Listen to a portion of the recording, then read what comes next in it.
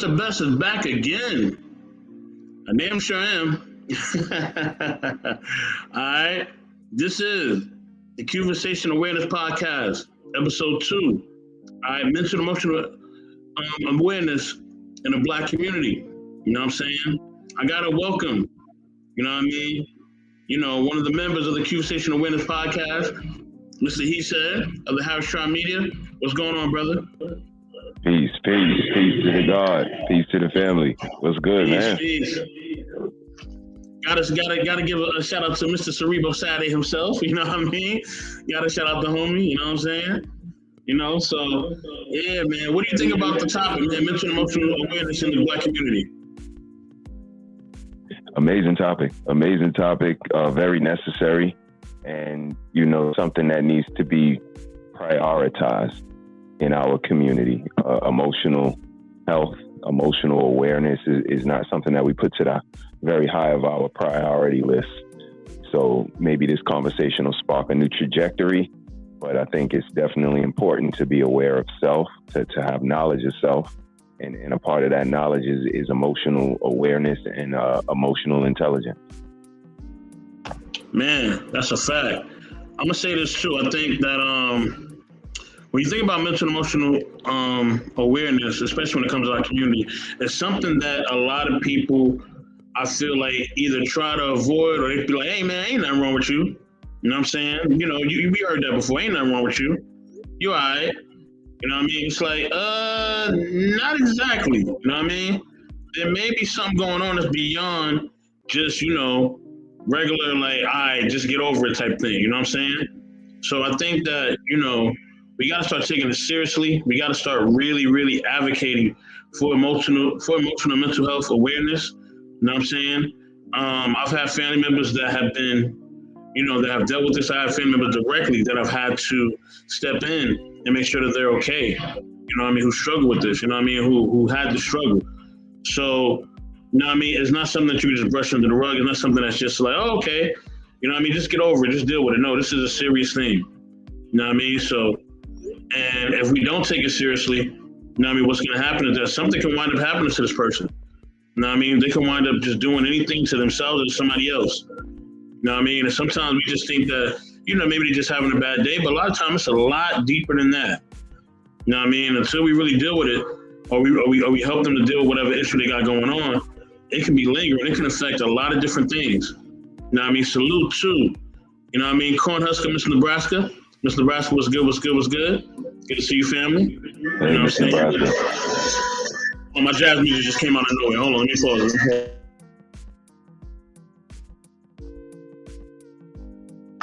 That was my Pandora jazz music. My bad, y'all. You know what I'm saying? But yeah. But go ahead, Mr. He Said, my bad. You know what I mean? Nah, you fine, man. You fine.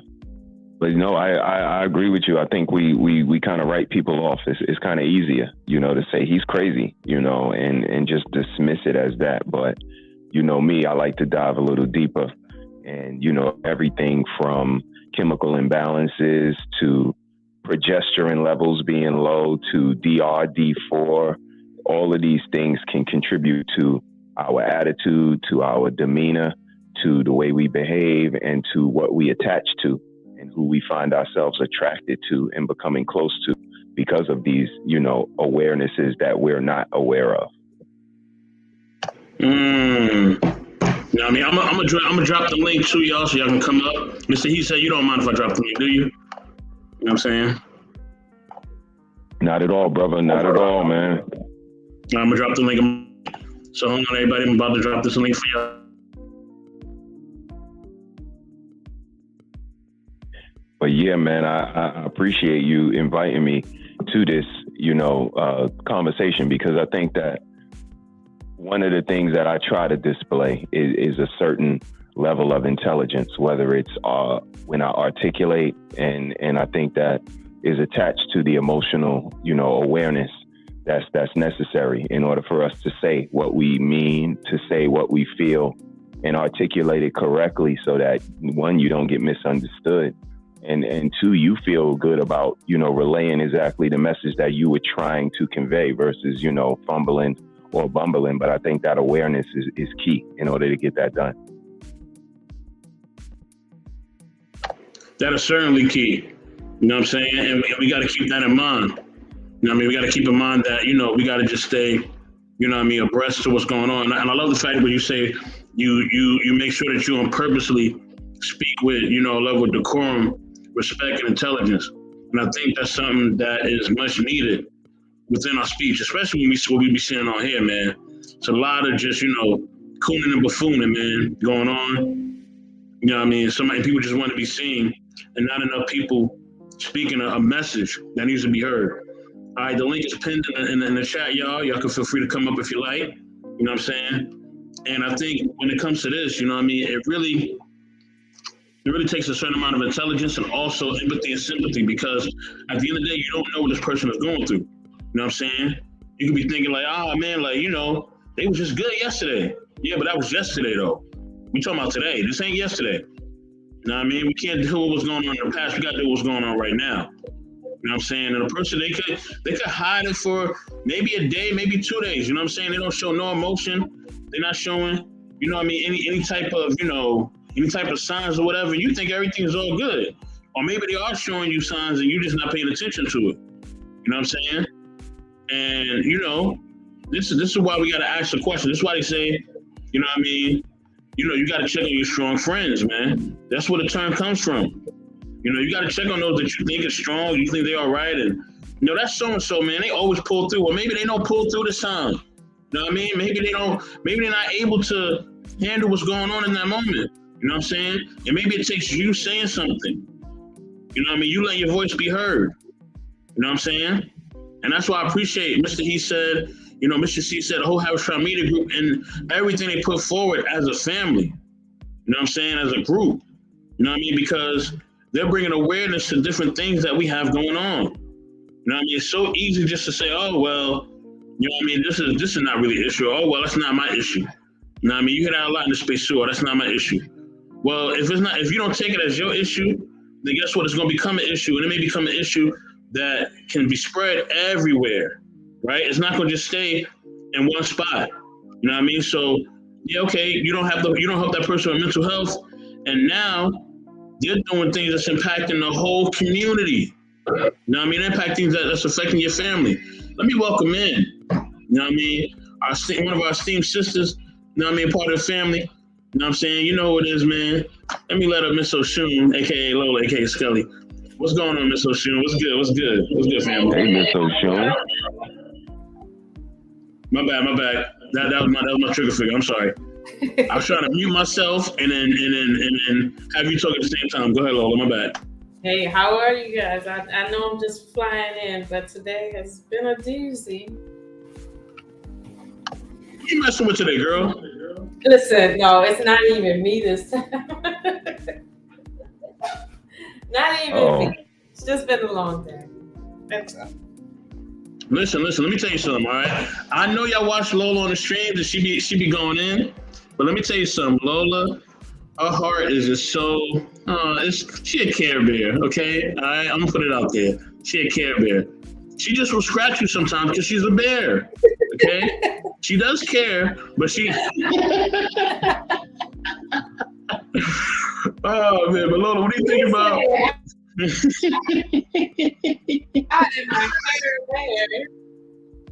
Man, you know what I mean? I'm surprised you're coming here with the mic. I was about to say, she's about to come in with the mic. She coming here with that microphone. You know what time it is. It's time to really get in, but she kind of chilling right now.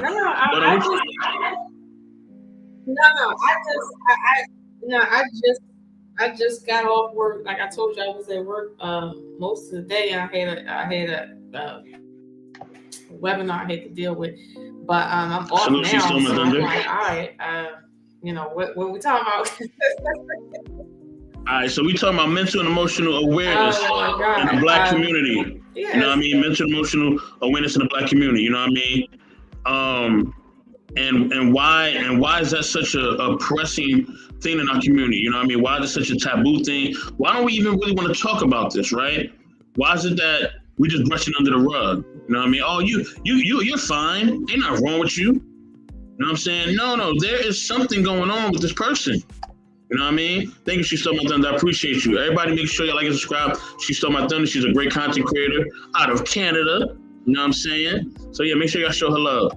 But yeah, Lola, what do you think about that? You know what I'm saying? What do you think about mental emotional awareness in our community, and why is it a factor in the Black community? Honestly, I think it's a factor in the Black community specifically because historically, Black people have had to deal with mental issues and mental trauma without the natural, support mechanisms that, a community would give a particular member. For instance, self-deletion, bipolar disease, post-traumatic stress was something that Black people dealt with on a regular basis. And I'm talking about 100% of the population. And we did that for centuries, if not for decades now, without any help. And so we're still dealing with the manifestations of that, at least within ourselves. And nowadays, granted, there is more help available, but the culture of you need to just deal with it because you're you. That's still with us, though. I think as a culture, we still carry our history with us because it's not just the stigma that, like the Black woman being strong sort of thing, right? It's not just that. It's the Black man can't complain about anything because he's a Black man, and Black men don't do that because that's not what Black men do. That's also with us as well. So I would say that place is a huge part in the reason why it's a thing here. Now, granted, the difference between how Black people internalize trauma and how it manifests versus, let's say, other groups, okay, that is vastly different. I don't understand why it's different. I've seen other groups talk about how Black people internally deal with trauma, in that they don't understand how we deal with the trauma that we deal with and not do what they do. Okay, I don't know, but I do think that we have our work cut out for us because we don't have the same support mechanisms as other groups. We don't. And we're dealing with more. Even if we did have the same support mechanisms, we're dealing with more. So, that's my personal opinion. Somebody else may say, well, no, Black people haven't been through anything that anyone else hasn't been through. Meanwhile, nobody else is traumatized based on what happened to their grandmother. Yeah. But that's why I think it's still a thing here. Mm-hmm.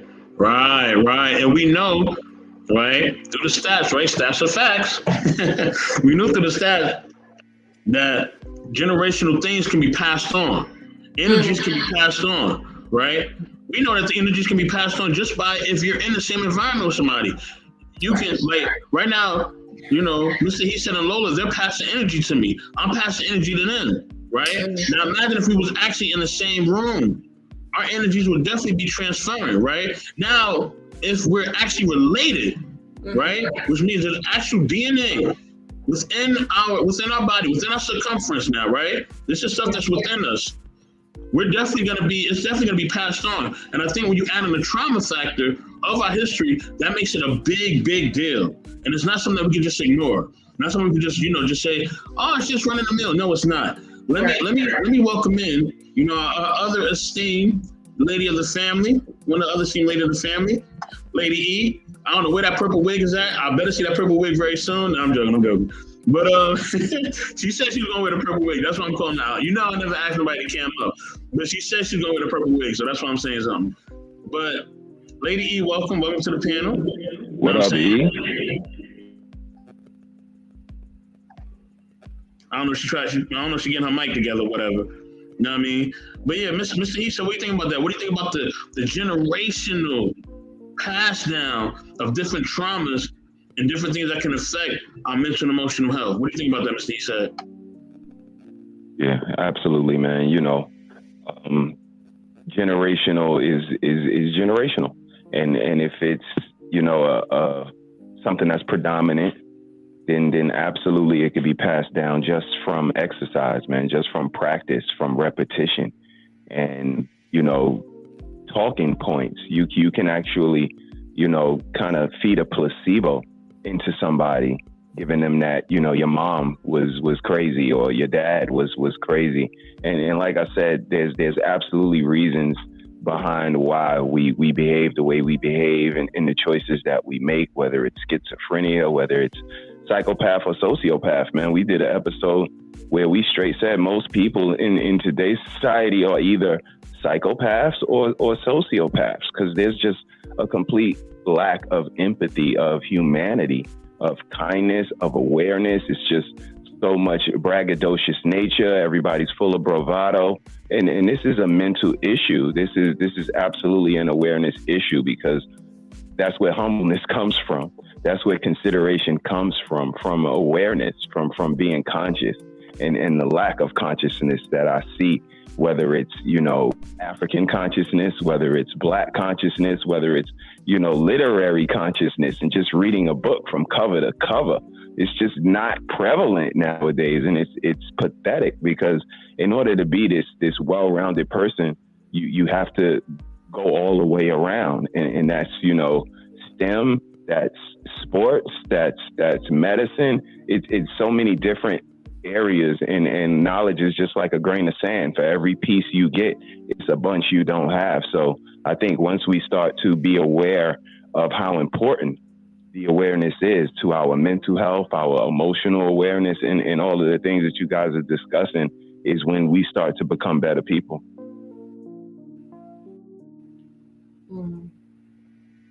Facts. Gotta give a shout out to Big Rick Slaps, also OG Patrice.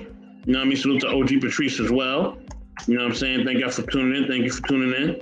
Appreciate you. You know what I'm saying? But I think that we got to notice that too. Like you said, it's a lot of bravado and a lot of all this pride, and we don't need each other and all sort of stuff. When the reality is, yeah, okay, if that's so true, if you don't need nobody, then do everything on your own, right? You know what I mean? Make clothes on your own, make your own food, make your own everything. You know what I mean? Make sure you buy your own plane, because you say you don't need nobody, okay? So since you don't need nobody, fly yourself, okay? Get you a plane, all right? And also, now you also got to supply your own fuel for the plane, right? So get that too, right? Get all that by yourself, since you don't need nobody. You know what I'm saying?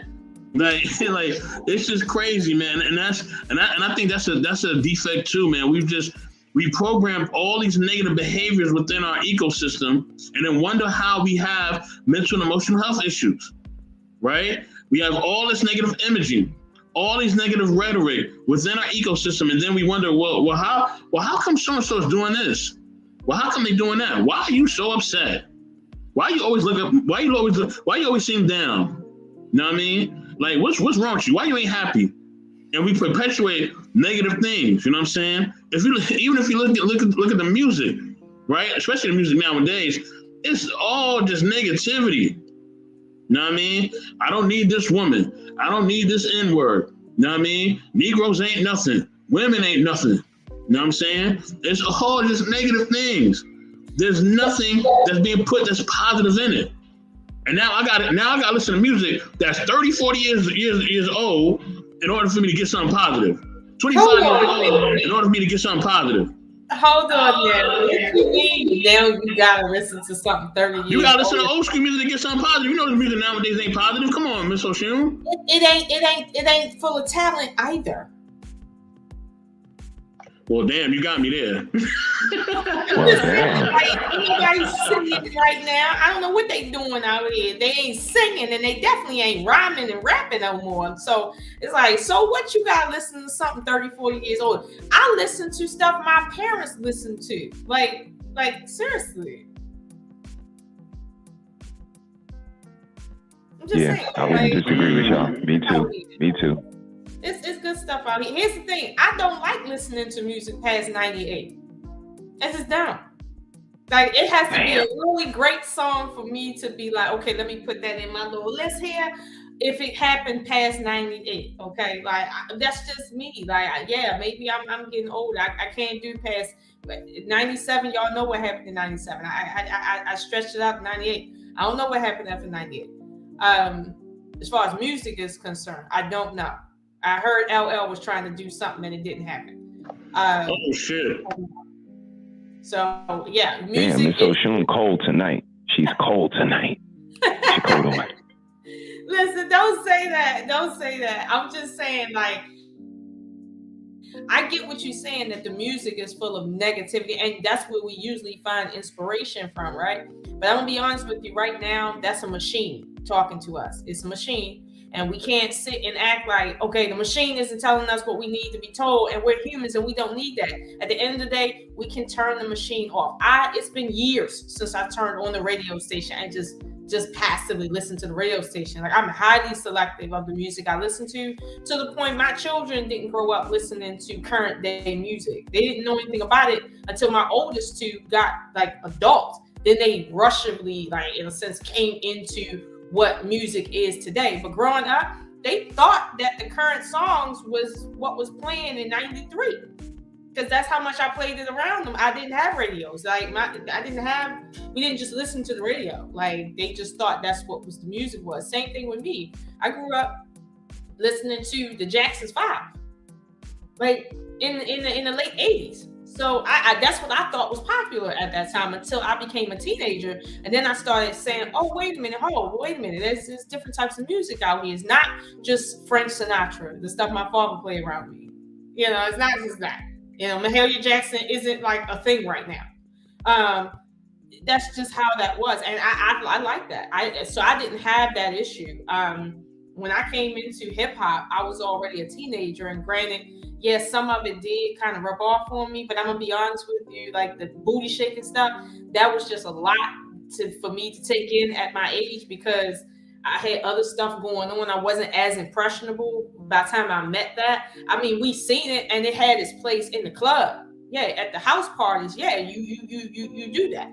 But outside of that, like that, it's like, no, we got regular life to live. Like, you know, but I get it. Nowadays, people are influenced, especially young people, by this. And it does affect them. But at the same time, we got to go back to parenting. It's like, you know, what was their parents doing? Like when they was listening to Cardi B, how old were they? Now, I'll be honest with you. If you're 38 years old, being influenced by Cardi B and people like that, and like that's how you move and stuff like that, like anything they do, you do, and you don't understand there's certain things, graphic things you shouldn't be listening to because it affects your energy as a woman, and you shouldn't be playing it around children, let alone a man. If you don't know that at 38, right, you are a throwaway. And that's one of the things I always tell my son to listen to or pay attention to when he talking about trying to settle down with a girl. I tell him, when you come around her, is she always listening to like raw man music? That'll tell you what kind of energy she gonna meet you with when she get angry with you. Okay. Now, granted, women are fierce when they angry. Okay. I'm not saying they ain't, but if they listening to that on a good day, don't worry about the bad days. Just get out of it. That's just something you can always tell with a woman, because music, it has a certain energy to which it matches us all the time. Like when you're feeling down, you might listen to music that might match your energy. If you want your energy to move a different way, you just put on different music and that moves your energy. So that's how you can kind of gauge where somebody is psychologically. Like me, I'm a bigot. I'm after 98. I don't got nothing for you. Hey, lady, look at her. Happy Mardi Gras, people. Now listen, that's not Lady E. That's not Lady E. That's Lady E's daughter. All right. That is Lady E's daughter. She's lying up in here. That is not her. That is her daughter. Okay. I don't know. Can you please go get some? I brought my Mardi Gras beef for y'all. Oh, who is that? Who is that? Sasho Bob? Fat Tuesday. That's Sasho Bob. It is fat. Doing it up. I see you over there. Shoot, I like yours. I like going down there to their to their voodoo festival. I usually go down there and like, you know, I like how they party down around there. But that's in the summertime.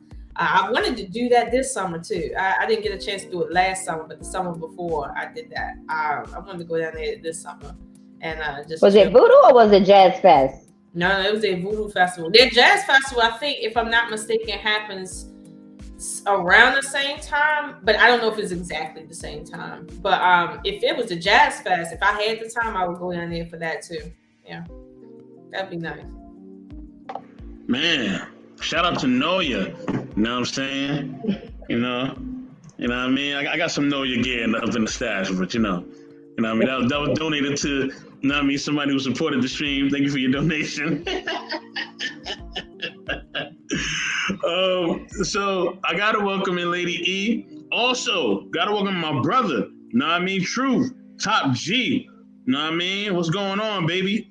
Know what I'm saying? Blood in, family first. Tap in. I got my favorite people up here minus E. How you guys doing today?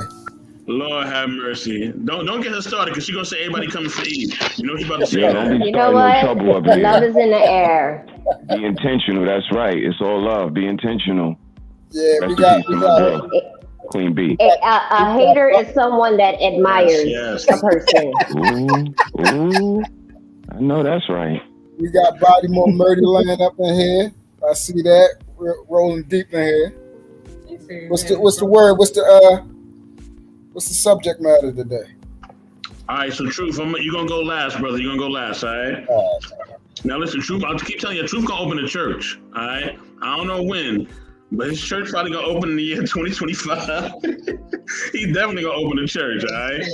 That's what I'm gonna call. That's what I'm gonna call it. I'm gonna call it the church. It's opened up this year. Woo! Okay. And those that Truthful Thursday is coming. Everything's gonna be all right. The truth. Got a feeling. Shout out to Truth. What up, Tap In? What's up, baby? How you, King? How you and the Queen? All is well, sir. Thanks for asking, man. Always, brother. Always. So shameless plug, Truthful Thursday is coming very soon, y'all. All right? Very, very, very soon. Okay? Listen, March is a big month for our family, okay? Matter of fact, let me give me a solo real quick. Just a real solo, just to make this real quick. March is a big month, okay? We're only about 9 days away, okay? So, in March, all right, I am telling my life story. Yes, it will be the best in the world in March. I am telling my whole entire life story from childhood to now. And I'm going to tell everything, literally everything, okay? Also, premiering in March, okay? We got the show between Bolo and Queen. Okay, Queen and Bolo are coming in March. All right, so stay tuned. I also have E, you know what I mean, and Cookie. You know what I'm saying? They will have their show in March. So you're gonna see the purple wig in March. All right, be ready. Supreme terrorism. You know what I'm saying? They coming in March. Also in March, Truthful Thursdays is coming in March. All right, be ready. You know what I'm saying? Truthful Thursdays is coming in March, and also, you know, I got to represent the home channel. You know, I got to represent the home channel. Knowledge and Relationships, Ladies Night is coming back. All right, March 25th. All right, we're gonna have a panel full of esteemed, incredible women speaking on real women's issues. No other hosted by this woman right here, Miss Oshun. Lola will be the new leader of Ladies Night, okay? Be ready. Salute to QB, all right? So, man, we got a whole bunch of stuff coming for y'all in March. March is a big month for us, y'all. Be ready, because we coming in March with a lot of content, all right? And that's just a preview. So, you know what I mean? It's not just a preview, it's a spoiler. So, with that being said, Lady E, what do you think about mental and emotional health awareness in the Black community? Why is it such an important thing? Also, salute to Mr. Information Man. You know what I mean? Mr. Information Man Show. Salute to your brother. He is a dope content creator. Make sure you like and subscribe to Information Man Show, all right? Lady E, what do you think about the topic? It's a very important topic for us to speak on. Mental awareness in the Black community is extremely important because we've been silenced for hundreds of years. From the time that Black people were taken away from their homeland They were not allowed to express how they feel in fear of retaliation. So we're talking about hundreds of years of keeping everything bottled inside. And unfortunately, the Black community, we are at our breaking point, and we need to come together where we can sit down and talk about the things that are bothering us. And sometimes a lot of the things that are affecting many of us are things that happened in our childhood. And unfortunately, it's just been passed down from generation to generation that if something's bothering you or you feel a certain way about something, then you're mentally weak. You're not strong. And we have been doing that for many years, and we have to stop that, and we have to open up a forum for us to talk on it. Yes, and this is the forum for that, y'all. This is the forum for that. Truth. What do you think about mental emotional health awareness in the Black community? What do you think about that, bro? Why is it important? I mean, for me, the way I look at it is everything starts with the mind, essentially. You know, our actions start with a thought, then to become words, then to become action. The word says, "So a man thinketh, so he is." It's important for us to focus on the things that control us the most. Our thoughts. Even sometimes we just sit and think of things. We hide repressed memories to protect ourselves emotionally. Um, a lot of our, I guess you would say, when dealing with the heart, a lot of our issues come from emotional things, trauma, decision making. I try to express, with every choice comes consequence. And a lot of times we don't think further ahead with a lot of our choices. And with our choices come emotional decision making. And for me, emotional decision making leads to death. It's a thing called EQ, which is emotional intelligence. I think a lot of people need to learn what that is and focus more on that. Like how you said, awareness. For me, a lot of change came through self awareness and introspection. I've talked about this a lot over the last 2 months, along with identifying a problem. You can't do nothing without identifying, and through self awareness produces introspection. At the end of the day, it starts with you and who you are. And, yeah, I just wanted to say this last thing. When we think about emotional intelligence, is defined as the ability to understand and manage your own emotions, as well as recognize and influence the emotions of. Hold on.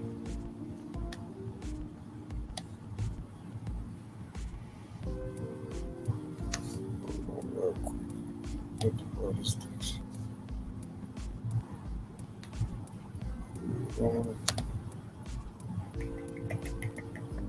I'm gonna go with other people. I think Truth is reading his Wikipedia. Influence the emotions of those around you. Yeah, you're right. So yeah, that's essential. Got you.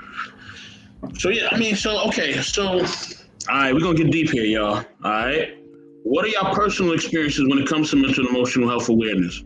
Like, what mental and emotional things, with mental and emotional health, have y'all either seen or y'all actually are personally going through? You know what I mean? That you can talk about, okay? That you're willing to share. All right, we're gonna get deep here, okay? You know what I mean? And also, as we're getting deep, man, hey, ask follow questions. Follow questions, if you have anything that you agree with or disagree with as far as anybody's points, let it be known. You know what I'm saying? Even my points, you know what I mean? I'm always up to be corrected, you know what I mean? So I can be reflective. You know what I mean? You feel me? So that being said, you know what I mean? What experiences have y'all had with this? Whether directly or with somebody that you know, family, friends, or whoever. I'm gonna go with, let me see. Who I'm gonna go with first? I always put the ladies first. You know that. Y'all already know. You know I'm a gentleman. You know that. You know what I mean? I'm gonna go with Scully first, because Scully ain't talking in a minute. Go ahead, Lola. What you mean a whole minute? Like, damn. I'll say this. My mother, growing up, had a mental disorder. She was diagnosed as a teenager. It was hard to pick up on it in the beginning because she was normal, very normal. But then by the time she got older, it started to set in. And now when she's in her elderly ages, like, it's turning into other things. So I'm familiar with just that side of things. I do know that in other parts of the family, there's been some of that. So we've had our fair share of it. But I'll say for me personally, dealing with it, I'm a Capricorn, so we can typically wear a good poker face. And the thing is, a lot of people praise Capricorns because we can wear a poker face. But what happens is a lot of times. Yes, y'all can. My father's a Capricorn, so I know. Poker face is on deck, okay? But a lot of times what happens is we get into this mode mentally that no matter what happens, we keep the same emotion. We emote the same no matter what happens. Just emote the same, emote the same, emote the same. Don't change that emotion. Just emote the same no matter what's happening. No matter if the world's ending, a baby is born, someone's getting married, someone said I love you, whatever. We just emote the same. And so, don't get me wrong, on the inside, we're going through like all sorts of things, but on the outside, we're very much trained to just stay a certain way. And what happens is eventually that kind of seeps in, and, it doesn't really look good on the inside when someone doesn't have a reason to feel. It's called indifference, and indifference, in my opinion, is worse than hate. Because it's one thing if somebody hates you, right? Because there's that emotion there, right? But if someone's indifferent to whether or not you're suffering or not, meaning mentally it just doesn't matter to them whether you are or are not, that's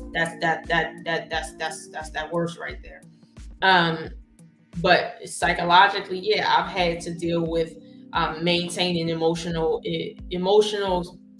not security, maturity, while crazy stuff is happening around me. And some people will say, you're such a mature person, you did good in this instance, you did this. And in reality, it's not that I did good. On the inside, I'm crying, I'm dying. It's just I just know how to wear my sleeve nice, so that it doesn't look like I got anything on it. And that, in my opinion, kind of takes me mentally to a different place that I have to deal with, personally, to maintain. And it's hard because there's no medication for that. There's nobody you can talk to about it because it's like at the end of the day, they can't talk you out of who you are. It's kind of weird. But I mean, psychologically, sometimes I can feel codependence, but nobody will ever know, ever. So that's the issue. Like if something affects me, no one will ever know. It's just how it is. I mean, I think if you're close to me, you might know what I'm going through because obviously I express it. But generally speaking, you wouldn't be able to know I'm going through anything. It's just an inside battle per se. But that's where I'm at with it. Yo, let me tell you something, right?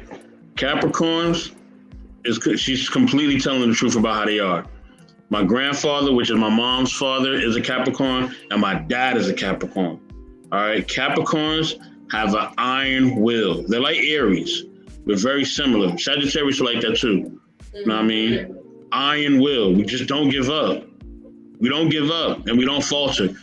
Only different, and like My grandfather would literally come in the house and not say anything, and just be doing his routine. And it was known that was what his routine was. And you don't disturb his routine. Listen, if you disturb a Capricorn in their routine, then you look, hellfire is coming. Okay, they don't want their routine interrupted. They have a way of doing things, and they're gonna do it the way they want to do it. And that's just what it is. You just better get in line. You know what I'm saying? That's like Capricorns operate. But they're great people, though. They're very loyal to their family, very loyal to those that they love. Just don't make them mad. That's the only thing. You make them upset, it's going to be a long day for you. Lady E, so have you had, don't be laughing, Lola, I see you. You know what I mean? Have you had any experiences, whether yourself or other people that you know, with mental and emotional health? You know what I'm saying? Any experiences with that, Lady E? I've had personal experience within the past couple of years, stemming off of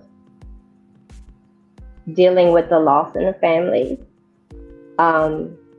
dealing with a grieving child that lost her father.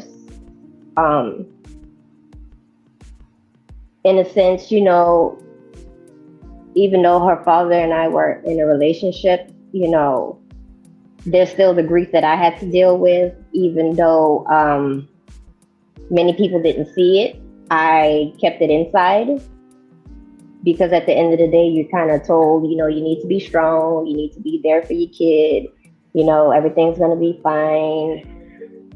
Just stay strong, be there for her. But then in a sense, I felt like I didn't have anybody there for me. And so inside, I was crying. Inside, I was screaming. I dealt with a lot of anger with that loss, and I kept it all to myself. And it really got to the point where it spiraled out of control, and I was having panic attacks and ending up in the emergency room and just couldn't function. It got to the point where if I was holding a conversation with someone, I couldn't even understand. I couldn't really comprehend what they were telling me. It was like their voice was echoing in my head, and I didn't necessarily quite understand it. And I finally decided to go to the doctor and talk about, you know, what was happening in my life. And I was diagnosed with depression and didn't even know it.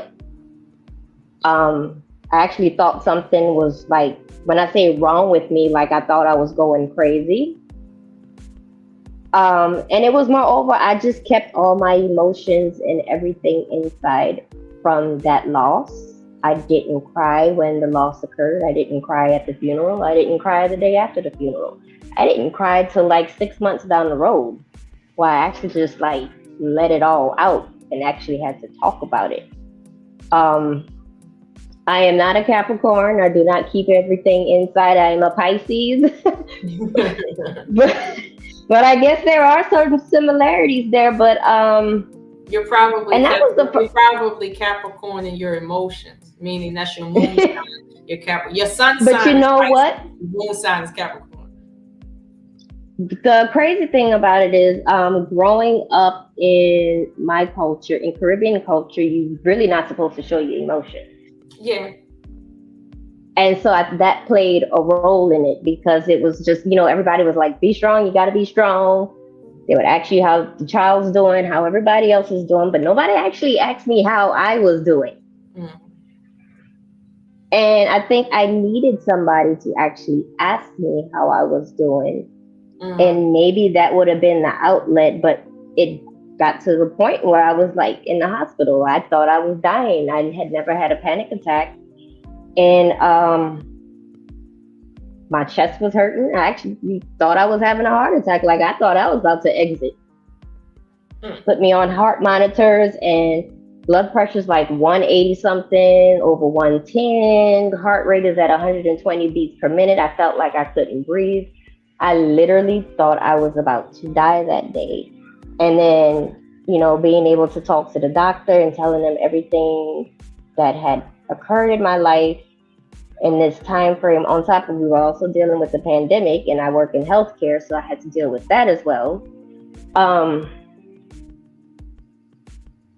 And I explained everything. He was like, you're actually depressed. depressed and overworked and overstressed.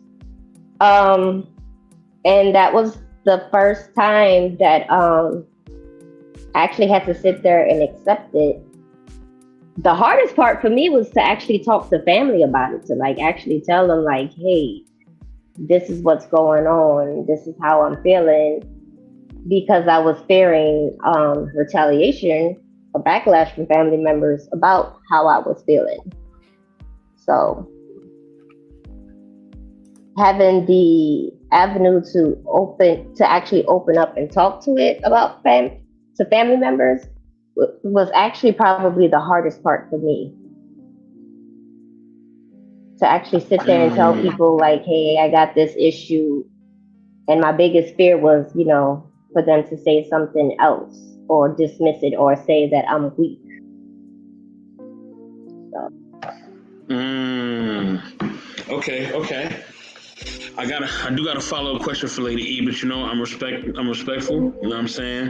And I'm gonna get to my questions after I get to, what I mean, my brothers, my kings, man. You know what I'm saying? You know what I mean? Truth, top G. You know what I'm saying? What have been your experiences with mental, emotional health? You know what I mean? Whether it's yourself or, somebody family, friend, whoever. Uh, as far as with me, I learned at an early age that my mental fortitude was, our constitution was pretty strong. Got exposed to, death at an early age, um, and loss, along with my grandfather, and then, my own father in a 2 year span. And,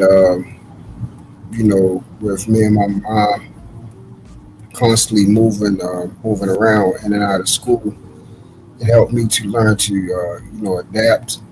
And also, I never had a problem making friends easily. I've always, like I spoke about this many times, always been able to, galvanize a room when I walked into it, and attracted the people that I needed attracted. Excuse me, needed to attract. Always been able to. I know a lot of people don't like this word because it comes with a negative connotation, but it's not negative. I always know how to manipulate my environment, to get the most out of it. As far as you know, mental illness and mental health in that aspect, my uncle was diagnosed, uh, with schizophrenia, uh, and psychosis. He had it ever since, I can remember when I was born. And he lived with my grandmother, majority of his adult life. A certain situation happened, uh, where my father and him, they was in the street life. They also was musicians, and a situation happened where my family, had got robbed, and they had tied my uncle up and tied my his daughter up, my cousin Nikki, and they put a gun to her head, and all he can do was, he was crying because he couldn't, he felt as though he didn't protect his family, and it caused a mental break. And like a couple, I think it was like a month later, my mother said that they found him in like the graveyard, sitting on top of a tombstone, naked, like eating a daggone peanut butter and jelly sandwich. And ever since then, he's always had problems with, you know, uh, acting out if he wasn't on his medication. Police had to be called several times. Me seeing, being beat up by the cops and them dragging out the house. This was in the, late '80s, '90s. So watching all of that, and then being exposed to death in other ways of seeing it, involved in my city. The first time I saw somebody actually get shot was when I was like 12. I was going into on one of the corner stores where they used to serve cold cuts. And when I came out, I had walked past, ran up on ran right up on the guy and shot him. And I had slid under the car that was next to the curb. It was right off of Loudon and Emerson Avenue. And next thing I know, once everybody had cleared, I came from out, and then they had put the daggone white sheet over top of them and everything like that. And then that's when I learned, that white sheet man, that man gone. So the fact that I don't know if somebody would call it a good thing, but I felt as though, as far as violence, I am kind of desensitized to it. In some ways, it has helped me when I had, deal with certain situations in my actual natural life. Some things I ain't proud of, but in other ways, sometimes they had put me in a cold position. Um, that's why I try to make sure that I kept my children away from that life as much as possible. Um, so yeah, that's pretty much. Man, truth. Thank you for sharing that, man. Ooh, that was deep, man. Thank you for being that transparent, brother. I appreciate that for real, for real. You know what I'm saying? Mr. He said, you know what I'm saying? How have you been affected by mental and emotional, health, whether it's, directly or with people that you know, could be family, friends, whatever. You know what I'm saying? That you're willing to share. Yeah, absolutely. Absolutely. Great question. All my life, man, just, from family, friends, coming from Brooklyn, Bed-Stuy, like I said, chemical imbalances, schizophrenia, bipolar, just the works. But I lost my mom real young, like 9 years old. So I was thrust into, a bunch of emotional awareness and development that I didn't want to have to go through. And it was no therapy, family therapist, and all of those things back in the 80s. So it was something that I had to wrap my mind around. And, it was a time where I would get really emotional. I'm a Cancer, so that's one of the things people kind of weaponize against cancers when they meet you. It's like, you're emotional. So, I had to kind of bulletproof myself from that by creating the intelligence to be able to handle my emotions. And, with my mom passing, whenever somebody would bring her up or throw a derogatory slander at me, I would get emotional and start crying. But, my grandmother let me know she's not coming back. So, what are you going to do? You're going to continue to let people, play with your emotional heartstrings by using this against you. So you're going to have to internalize that.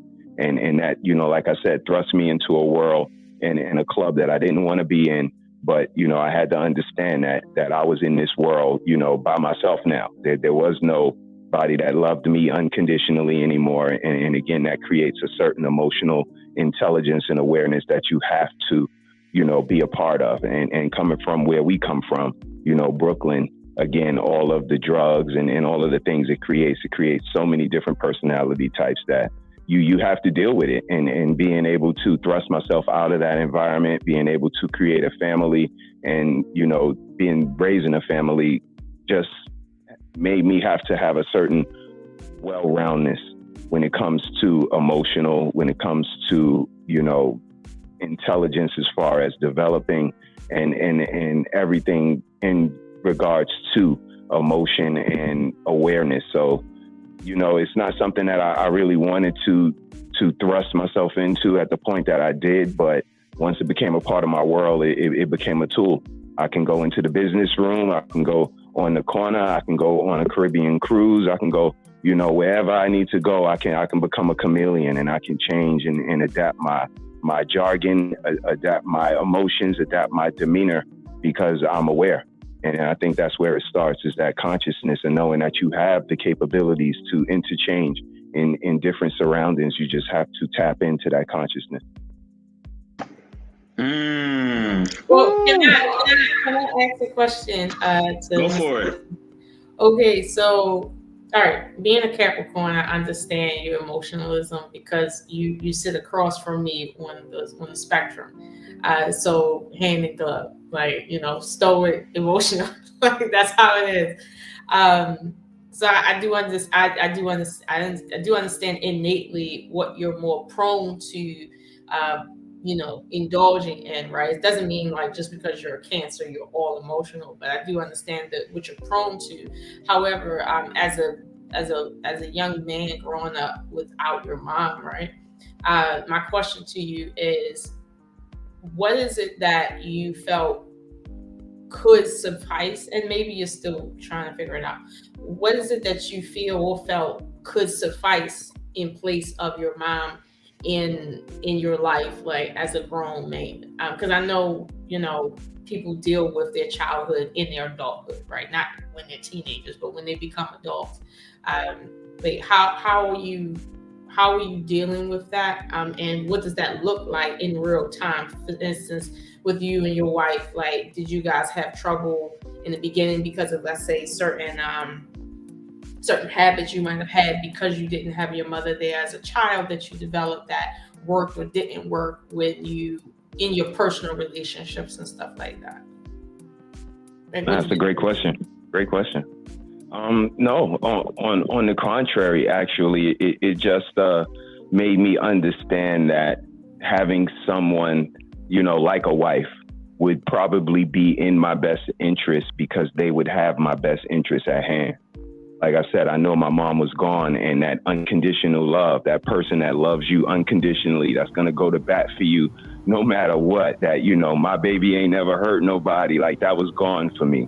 So as I got older, I understood that the next best logical thing is a wife, somebody that is going to have my best interest at heart, that's going to ask all the right questions, that's really going to care about my well-being. And, I think that's how I navigated, as I was younger, knowing that one day I'm going to have my own family and I'm going to change the trajectory of all this sadness, of all of this misery, and turn it into something different. And, I'm still in the process.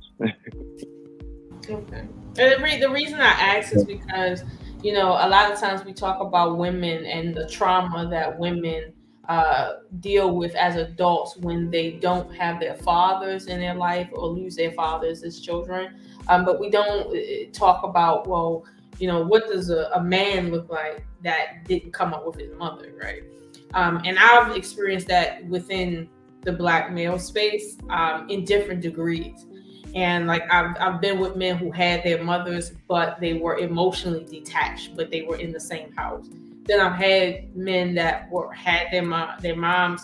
However, it was together, a bunch of emotions, but toxic, in a weird way. Then I've had men like yourself that didn't have their mothers at all from childhood, so they didn't even grow up underneath of a woman at all. Like, it's just nothing. And how that looks in a relationship, how that looks in a friendship. And, again, we talk about the trauma and how we see it played out when it comes to women losing men in their life.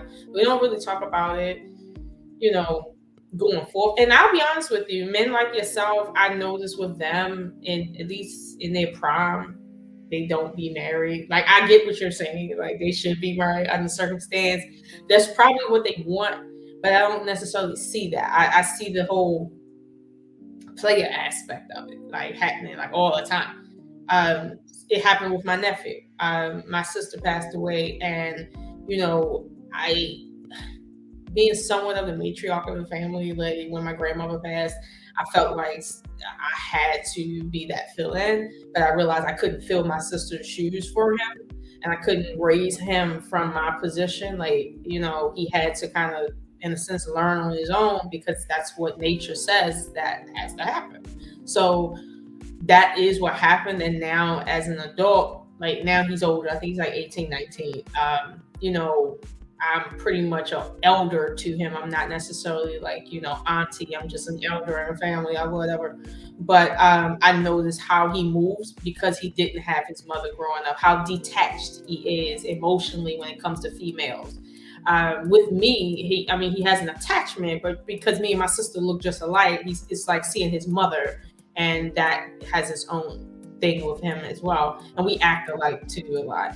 But I don't hear enough talking about that, because women deal with men like that all the time. but we don't talk about it. It's like we just want to talk about the women and their trauma. Yeah, after that. Yeah, true indeed. But kudos to you for being there for little man. But it's nothing that can take the place of again that unconditional love, that nurturing quality, knowing you have like this home base. You know what I mean? We used to play tag, and there was home base that when you touch there, you safe. There's nothing that can happen to you.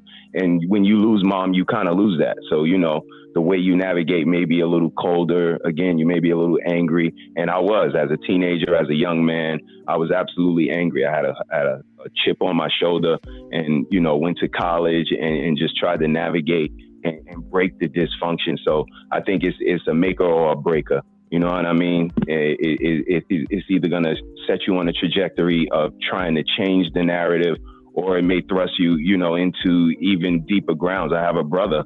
He was 20 years old when she passed away. I was 9, but he went in a different direction. He leaned in the streets. He was doing a lot, and it was very dangerous for him. But, again, I think you can go in either direction. It's always going to be it depends. But I think it's more of an individual person that has a purpose.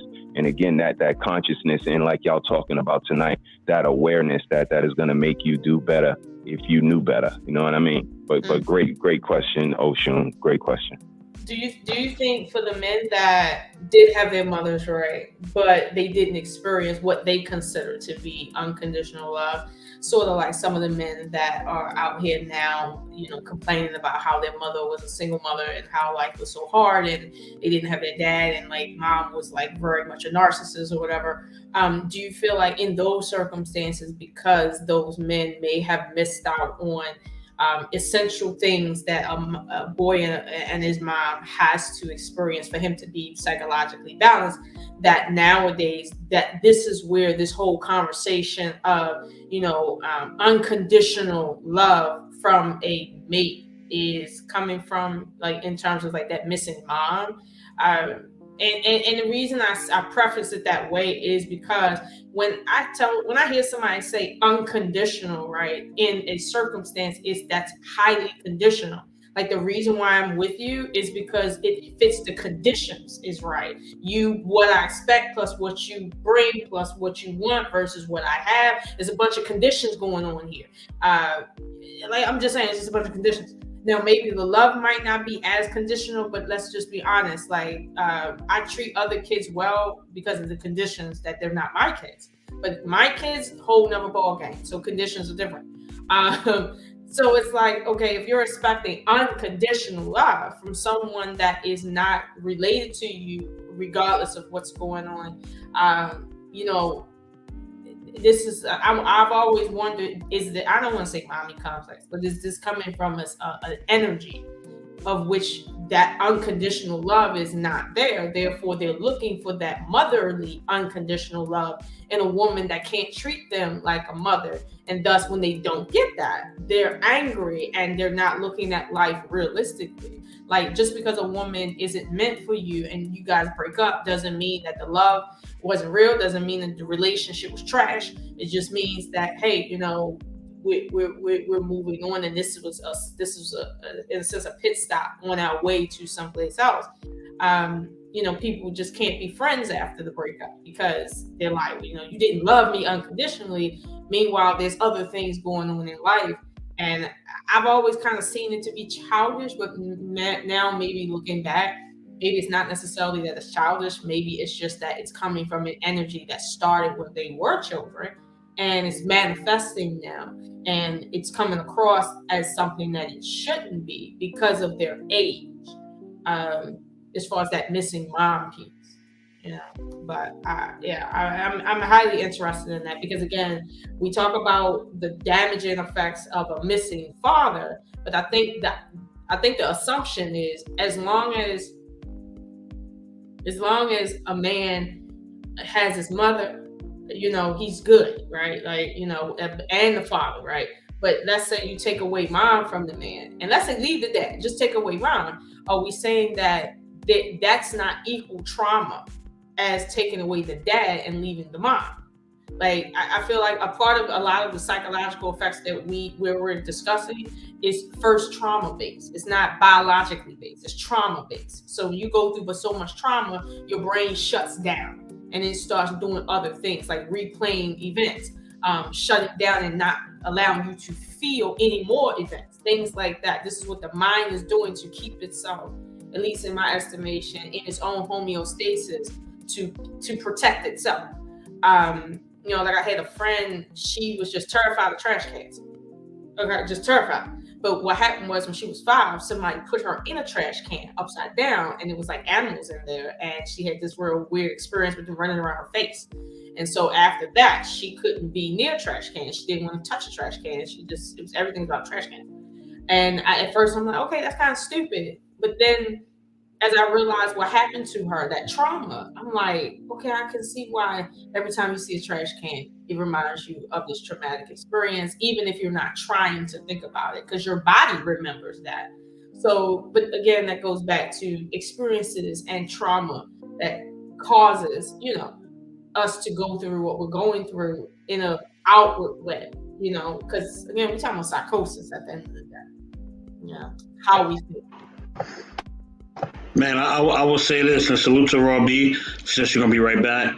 You know what I mean? AKA Unfiltered Truth. Listen, I will say this, though. I think, and Mr. He said you can definitely build after this. You know what I mean? And yes, the body does keep score, House of Ash. I would say if you're missing any parent, it's going to affect you, whether it's your mom or your dad. Because I was missing one of the parents, and it affected me a lot. You know what I mean?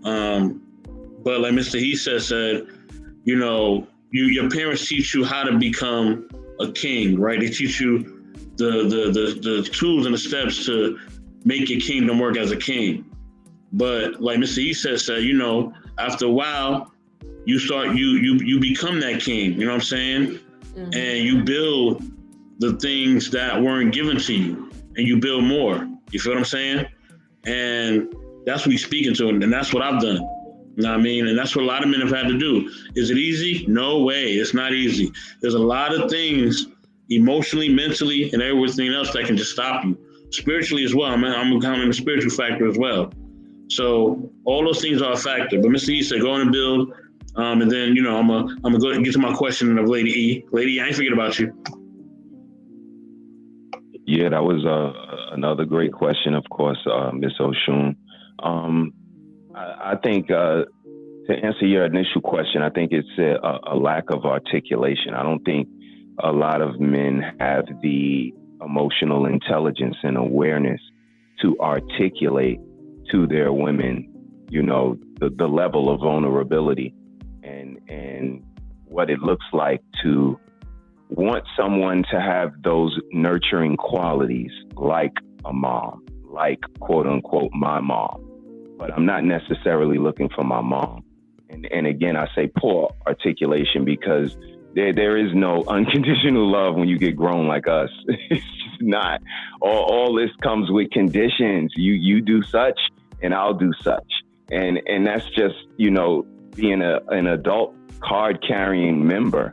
And I don't think that they are able to articulate that they're just looking for an amazing woman that, resembles those characteristics, those qualities, and those priorities like my mom had. And that lack of understanding, that lack of communication is where it breaks down. The raising of a child is where I kind of part ways with you guys a little bit, because I was born in the 70s, so I came up on like Father's Knows Best, Silver Spoon, Different Strokes, Who's the Boss. All of these shows were dads. The moms were either dead or gone. I can outsource nurturing qualities from a woman. I could get a Mrs. Garrett. I can get a girlfriend that's gonna talk to her about her period, that's gonna give her some of the nurturing qualities. I can kind of outsource that. But a man don't really want to take care of another man's child. A woman won't be able to outsource that organic love, that organic paternal nurturing that a man gives his son, his biological son. So I kind of lean a little bit different. I think a man can raise a child without a woman, but I don't think a woman could raise a child without a man. Wow. I guess in some ways, like you said, Definitely agree. I can see that in real time as far as like the organic thing. But I'm gonna be honest with you, that from the perspective of a parent, that's true, right? But from the perspective of a child, right? Organically, a child can never love the way they love their biological parent. It will always be different, no matter how close it is. And every child needs to know, wants to know, deserves to know their biological parent. I was having a conversation with a lady before, and she was saying, something about, women. We were talking about, two females that were expecting. Okay, Debrat is pregnant, and Debrat is in an alternative lifestyle. Who would have known, right? But somebody made a comment in the comment section that women deserve to know the experience of having a baby. And that's true, right? Because that's your function. However, that's just one perspective of it, right? I could turn around and say, well, a child deserves to know its mother and father, not your personal situation that you're in with your lover. Like, that's not what your child deserves to know, because we're talking about your natural ability to do something. So naturally, no matter what your lifestyle is, you deserve to know motherhood because you're a woman. Okay, your child deserves to know childhood, meaning mom and dad. Like, that's what, if we're going to talk about what you deserve naturally, right? So from a child's perspective, to say, well, I'm okay better without my mom than my dad, or vice versa, when both equally play a part in the psychological development of the child. It depends on the perspective, because you're saying a grown man can't organically love a boy or a child, a girl, like his own. Maybe that might be true in most cases, or even all cases. But at the same time, children have their own perspective as well. So there's an organic issue there too. So someone would say, no matter how great a woman is to me, right? Like, let's say my grandmother or a friend from, wherever, right? That comes and talks to me about my period and mani-pedis or whatever. It's like, at the end of the day, the love from my mother cannot be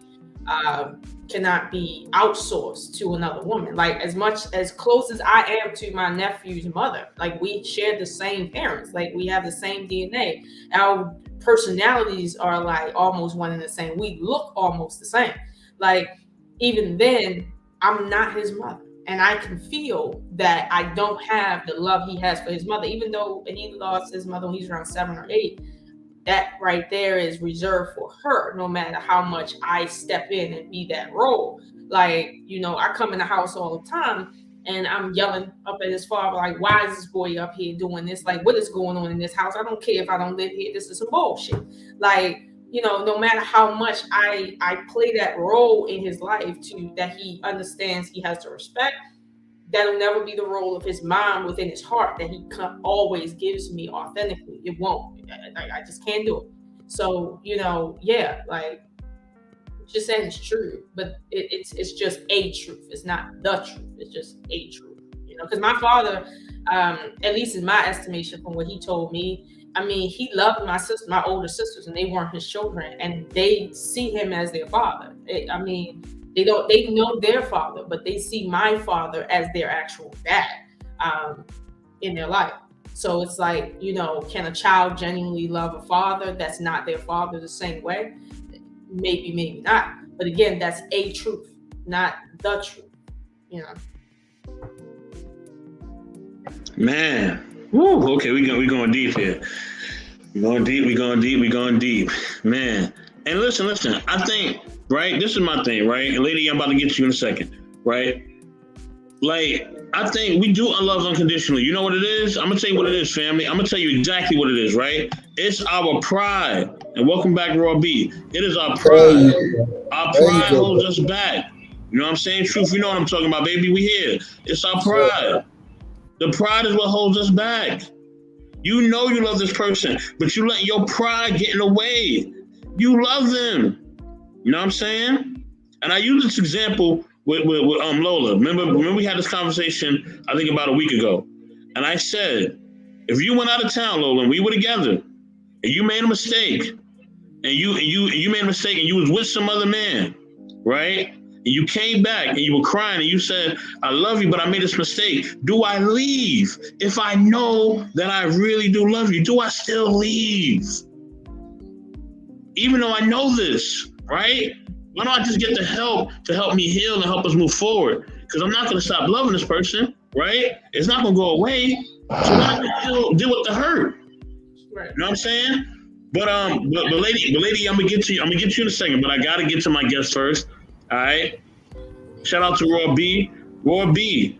You know what I mean? The topic is mental and emotional health awareness in the Black community. You know what I'm saying? What is your perspective on this? Have you gone through it? Have you seen others going through it? You know what I mean? Tell me what you think about it. You know what I mean? Within the Black community and your own experiences. Oh, child. Listen, a lot of dudes is mental. Lola know, because I posted up something today on my community tab. Like, bruh, I see it daily. Like a situation that I even recently went through on the YouTube. Mental instability is crazy. Like the way people lie, the way they like are narcissists and they manipulate situations because they can't have their way. Like, salute to everybody. Hello, love y'all all. But you know what Lola was saying earlier is facts. You got people in arrested development. They've missed a psychosocial marker and they are constantly struggling to meet those psychosocial markers so they can continue to grow. The only thing is a lot of people are very fearful to check people and put them in their place. I ain't your mama. I can't raise no man. And if I was a lesbian, I ain't your mama. Get off my tits, sis. Like at the end of the day, a lot of people just need to stop. They need to stop it. Like, grow up. What are we doing here? If you know you are not well, if you know you are standing in need of a blessing and a healing, go to, Smashma. I think that's what it is. mentalhealthawareness.com. Get the number, call somebody. If you don't got no money for no insurance, they have interventions to help you get some affordable therapeutic interventions. Get on some psychotropic drugs, honey. Regulate your chemicals and your hormones and your mood. Get the stuff together. But what a lot of people need to do is take their mentally challenged behinds the hell off of social media, spewing vitriol and hate, trying to click up and lament with people that have the same type of mental illnesses that they do. It's funny because I sent Lola a clip earlier today. Now, we done seen somebody get banned from a whole country, banned. And I literally sat there and watched somebody flip that whole narrative like, oh, no. It's the women's. Like, yo, if nobody don't want you, get a haircut, go to the gym, lose some weight. Stop eating burgers every day. Stop going to Arby's. We know they got the meats, but the meat's not looking good on you. Like, you have to take care of your temple first. Get your temple in order. Get your mind together. Know what it is that you require in a relationship, what you require from somebody else. Find somebody that matches that regardless of their size, and then encourage each other to be better. If both of y'all is a little bit chunky, overweight, get y'all asses in the gym together. Let that be a journey of love. Oh, our journey to weight loss and being healthy for each other for the long run. People not trying to do that no more. Everybody wants a ready-made everything. They want to walk into houses ready-made and then mad that the house costs $2.5 million. They want to walk into these bodies and these bodies just be surgically appropriate, and then they mad that the damn bill down to the plastic surgery costs $20,000 that they don't got. People want titties. They getting all these implants popping when all you gotta do is do some pectoral, exercises, increase the muscles underneath them saggy titties. Them titties gonna sit up. They're gonna be looking right. I don't know. Drink your water, mind your business. I don't know. Lord, how much you do know? You said a lot right there. You know a lot. You know a lot. You know what I'm saying? Man. I'm just saying though. I know what leadership looks like. I know what healthy relationships look like. Mm-hmm. And I know a lot of the things that people complain about, especially men, it's indicative of their mental instability. Because maybe I know too many men that are just really secure in their manhood. They ain't going. And it doesn't matter if they're intimate partners or if they're just male friends. One of my good male friends last night put me all up in my place. They checked me on some gangster shit. They're like, we finna extract you from a situation because I don't like how it looks. Get it together. Sat down. And you know what I said? I said, you know what, friend? You right. Because that's all that could be said. Real men don't require all of this fugazi, rah, rah, rah nonsense. They just talk to you. Like, what are we doing here? Should have said that. Oh, man. Be quiet. Man. And I'm gonna add a caveat to that. Real men also don't pillow talk, we don't kiss and tell, and we don't complain about women. I ain't never complained about women on here. I've said what a woman may need to change if she's telling me different things or if she's being unruly. I'll say, you know what, sis, in that area you're unruly, but you'll never hear me complain. Never, exactly. Never. Especially that pillow talk. That girl. Lord have mercy. So I'll say too, like Robbie was saying, as far as like getting yourself together, right, versus getting in your head about stuff. I remember when I was doing Uber, right, and there was this guy that I picked up, and he was overweight, and one would say he didn't look to the average eye. One would say he's like on a scale like of 1 to 10, he's like a 2, right?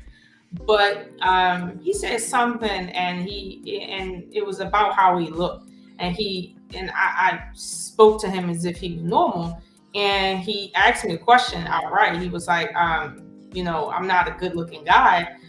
What would you rank me since you're saying that? And I said, I'll rank you a 7. And he was like, are you serious? Like, he didn't believe me. And I had told him, I said, listen, right now I can rank you a 2 based on how you look, like with the fat around your face and the way you got your hair kind of knotted up. I was like, I could rank you a 2. But I said, if you cut your hair and lost that weight like around your face, I could actually see that you're a very handsome jawline type of guy. But no one else is going to see that. Now, I see that because I went to school for art and I've done anatomy, and I can see past your fat to see that you're a good looking guy. But I mean, your outer exterior is really everything covering up the true beauty of you. So I said, you're a really good looking guy, but you'll never know it if you don't do something about it. So, you know, I mean, I see it, but I'm kind of a rarity. Most people ain't walking around out here looking at you to see, okay, underneath of all of the bullshit, oh yeah, there is someone there that's very attractive, like literally genuinely organically attractive. Like, most people ain't walking around looking like that. So when he heard that, I mean, he took the compliment, but he said that he would try to work on himself. And I know psychologically he's been told that he's ugly. He's been told that he doesn't look good. He's been told that he just needs to shut up and go sit down because he's ugly. But you know, when you hear someone tell you something outside of what you know or you think you know about yourself, that in essence your brain can do this little funny thing where it rejects the truth because it just doesn't fit what it's used to. And what it's used to might be painful, but that's what it's used to. That feels good to the brain. So it's like he might not have taken what I said into consideration. But given, for instance, what Rob B said, if you talk about your mental stability and how you approach in the world because of how right you is up here, you have to do stuff to stay right up there. It just ain't gonna be like that just because, you know. So it's like, you know, we all live and die with our choices and decisions. And if we don't decide to do certain things, then that decision will be decided for us by nature. And mental illness is one of those things that nature comes down on us with. Like, we're not supposed to go through certain traumatic experiences. And when we do, nature says, this is not how it's supposed to be. And now we're going through stuff. So, you know, I mean, I like it to the idea that if you know something you're used to something psychologically, and you experience something that's totally different and it doesn't feel good, don't discount it as wrong, not off the bat. Just consider what's already at play within yourself. That seeing and hearing something that's different, and it's probably the truth, is making you feel apprehensive. You know, what is that about? Because it really isn't about what's being said. It's about what's what let's say what the environment is within you. And I know with my mom, for instance, and like some other family members, their internal environment was trash, and that's why nothing could come out of them good, because the internal environment was trash. And I don't even just mean like the psychological issues, like, because I can tie that back to traumatic experiences each one of them had, and I know they wasn't born that way. It just so happens that doctors diagnose them with something that they say runs in the family, but the only thing really running in the family is trauma. Like, that's it. It's not really like a disease running in the family. No, it's like everybody is going through a specific trauma, like an event that affects them the same. That's it. Like, they all might have the same propensity to, let's say, have a schizophrenia or bipolar disease or manic depression. But that doesn't run in the family. It's just something that you're more prone to having when you go through traumatic experiences. And sometimes those traumatic experiences can stem from different sources. Yeah. Hey, Lo, let me ask you a question. You said something about no unconditional love. What I say? You said you don't know. You said everything's conditional. Well, no. I mean, like, generally speaking, right? My love for my children is on the condition that they're my children. Like I don't love every child in the world the way I love my children, because there's a condition on that. Like, they're my children, so I'm gonna treat them a certain way because they're my children. That's a condition by default. Now, do I respect all children in the world? Yes. Will I treat them all like they're mine? No. There's a degree of separation there, and that's the condition.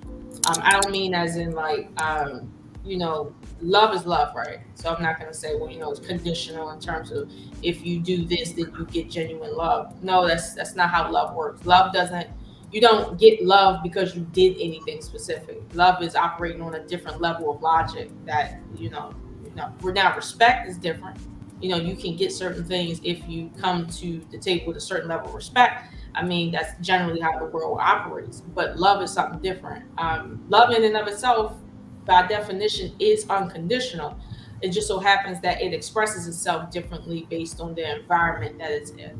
I can, like Mr. Best said, I can love you unconditionally, right? But if you go out there and cheat on me and give me a disease, you're not going to feel the energy of love that you could have felt without doing that. Even though, yes, I love you, I'm going through trauma because of you, and that's not going to change. My love isn't going to change, but the way it's expressed towards you will change.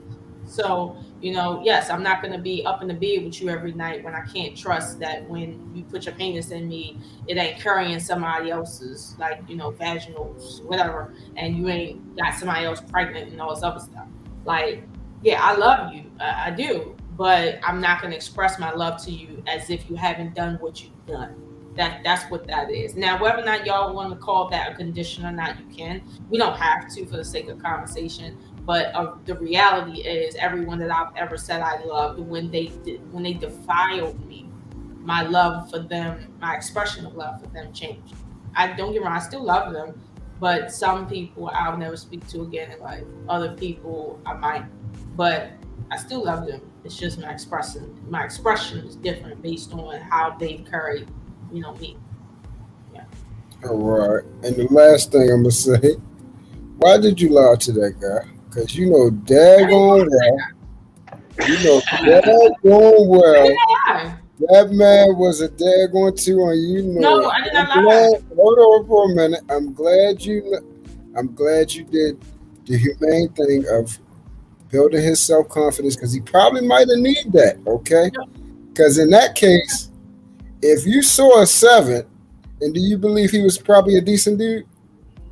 I didn't know. We didn't have any conversation, like, for me to know his personality. You know how it is? Like, I'm just a driver. Well, what you should have did? I heard about this woman that took an actual homeless man off the street, took him in, cleaned him up, and married him. That's what you should have did if he was a 7. Old school shit right there. No. We're not going to that. Hey, yo. Because he looks nice does not mean I'm gonna take him home and make him a husband. Like, Hey, you know good and well, you ain't taking you that. never know. That might have been it right there. Physically, that ain't how it works. Listen, No, period. this is So, not a Bob the Builder. Hey, listen, we no, ain't playing Build a Man. My father says we have entertained angels and didn't even know it. That could have been an angel right there for you, babe. Praise the Lord. That's when you say hallelujah. Anyhow, you give a homeless person a bottle of water and you give them a sandwich from the Chick-fil-A, okay, because that's God's chicken. And then you tell them, you know what I'm saying, be blessed, go out and prosper. But what we not finna do is pick up fleas and bed bulls and whatever they got going on down to the streets. Okay, they need to be loused. You know what's crazy? You know what's crazy though? Truth is crazy that you brought that up. Because in Black is Gold, right? A lot of leaders that y'all be looking up to, they ain't really have nothing, and they women supported them. A lot of them. Frederick Douglass is one of them. Women supported him, paid for his way to get things done. Yeah. In today's climate, I bet you she ain't pick him up from the corner of the street. 84. In today's climate, he would be considered a bum. Yeah, he would have been considered a bum because he ain't have nothing. Yeah. As long as she pick him up as long as she ain't pick him up from the street, which I'm pretty sure she didn't. Now it's one thing if you dealing with a dude and then he be on bad luck and he be down and out. You know what I'm saying? That's okay. That's one thing. You got family over you there. You going from. You see how they always put it like that? She didn't hear me. He didn't have nothing, Robbie. He was on the corner. He ain't have nothing. You just hear what I said? She paid for him to get it done. Frederick Douglass had nothing. No. See, that's the difference. There's a difference between had nothing and down bad and homeless in the street. I want you to understand a lot of people that you see on these YouTube streets that be talking on these damn panels. They don't got nothing. They got their Obama phone and they bounce from pillar to post using the free Wi-Fi down to the Starbucks. They don't got nothing. Free Wi-Fi? But the free She's Wi-Fi telling the truth because if they had it like that, they would have paid for the body to get done. Yeah. Right. So you got these people that don't got nothing on these panels on YouTube, right? But they not homeless in the street. See, when we talk about homeless in the street, we talk about somebody that haven't had a bath in 6 to 12 months. Somebody that has extremely overgrown hair. That this woman actually did it. Listen, well, God bless her. That's a one-off. That's a one-off. Y'all not understand what I'm trying to say. Y'all not understand what I'm trying to say. Right? When I did the Black is Gold, right? I covered a lot of the different brothers and sisters, right? And most of them I covered from people back in the day. Do you understand what we had to go through back in the day? Do you understand what an outhouse is? Do you understand what segregation means? Do you understand what segregation was and how it affected you and what that meant to you? Possibly, like you said, taking a bath or a shower, Robbie, or whatever else you were trying to do. Right? Do y'all understand this Black is Gold thing has really opened my eyes. And definitely please watch Black is Gold on this network. It's a great show. But you know what I'm saying? Like, it made me understand that the shit that we be thinking is important ain't really important at all. Honestly, I'm telling you. Like, what's important is a person's mind, their heart, their spirit, and what they're going to do in life and what their purpose is. That's right. I mean? That's what matters. That's what matters at the end of the day. All right. I love you. I love you, Mr. 84. But what matters to me, what means the world to me, is have you bathed today? Are you funky today? Does your breath stank today? Hey, Steve, why are you laughing? She talking about you. Right. Robbie wants to know it's 10 o'clock. Did you wash your ass today? Exactly. No, but see, the thing is that now we have technology, right? We have all these luxuries around us, right? Look, okay, in my house, I don't have to wash a dish. I can put it in the dishwasher, right? And it'd be perfectly fine. I still wash my dishes because I'm old school, right? I don't have to wash my clothes by hand. I have wash and dryer on deck. You know what I'm saying? I don't have to go and make food. I can order DoorDash anytime I want. Anytime, like literally, if I want to order DoorDash the whole week, I could have, and it wouldn't even bother me financially at all. Like literally, it wouldn't have bothered me at all. I'd have been fine. You know what I mean? I wouldn't even sweat. It wouldn't even make me sweat like a little bit. And I'm not even trying to toot my own horn. I'm just saying what we have now as opposed to what they have then. You know what I'm saying? I got every single app that you can think of, from Netflix to Hulu to Disney Plus to Paramount. You know what I mean? To everything you can think of. I got a Fire Stick with Mr. Heesay he gonna show me how to hook that up. You know what I'm saying? But yeah, you know what I'm saying? Don't talk about that on the open airways. That's not. You're not supposed to do that. Don't talk about that on the open airways. I'm just saying the things that we have, right? I plan to get a new laptop. You know what I mean? Even though there's nothing wrong with this laptop was perfectly fine. But I want the high speed joint. Yeah, I want the high speed joint that they call like the MacBook killer that my friend was telling me about. I want that, right? Do I need it? No, but I want it. You know what I'm saying? Well, so there's things that we want. You know what I mean? Even when it comes to relationships, there's things that we want. Don't mean that it matters, just we want it and we used to certain things. I'm not knocking for you for what you want, Raw B. You know what I mean? Because I want the same things. I want somebody to take a bath and shower today. You're damn right I do. But it's because of what I'm used to. It's what I'm accustomed to, what you're accustomed to. That's what I'm saying. Right. But you ain't picking up no woman who smell like Captain John's. You just not doing it. Now, if we talk about back in the day, people used to live in tenements and renting rooms in houses where they had one bathroom, and the bathroom consisted of a metal tin that people would pour the water in and wash their butt, and everybody would recycle that water. Everybody would get in the water and wash their butt. Now, God forbid, if I was, you know what I'm saying, unfortunate enough to be transported back into 1932, then I would have no choice but to deal with a funky dude. That was the cause. That was the way that it paid back then. But there was also a lot of diseases running around because everybody was congregating in the same bacteria-filled basins of water. Thank God.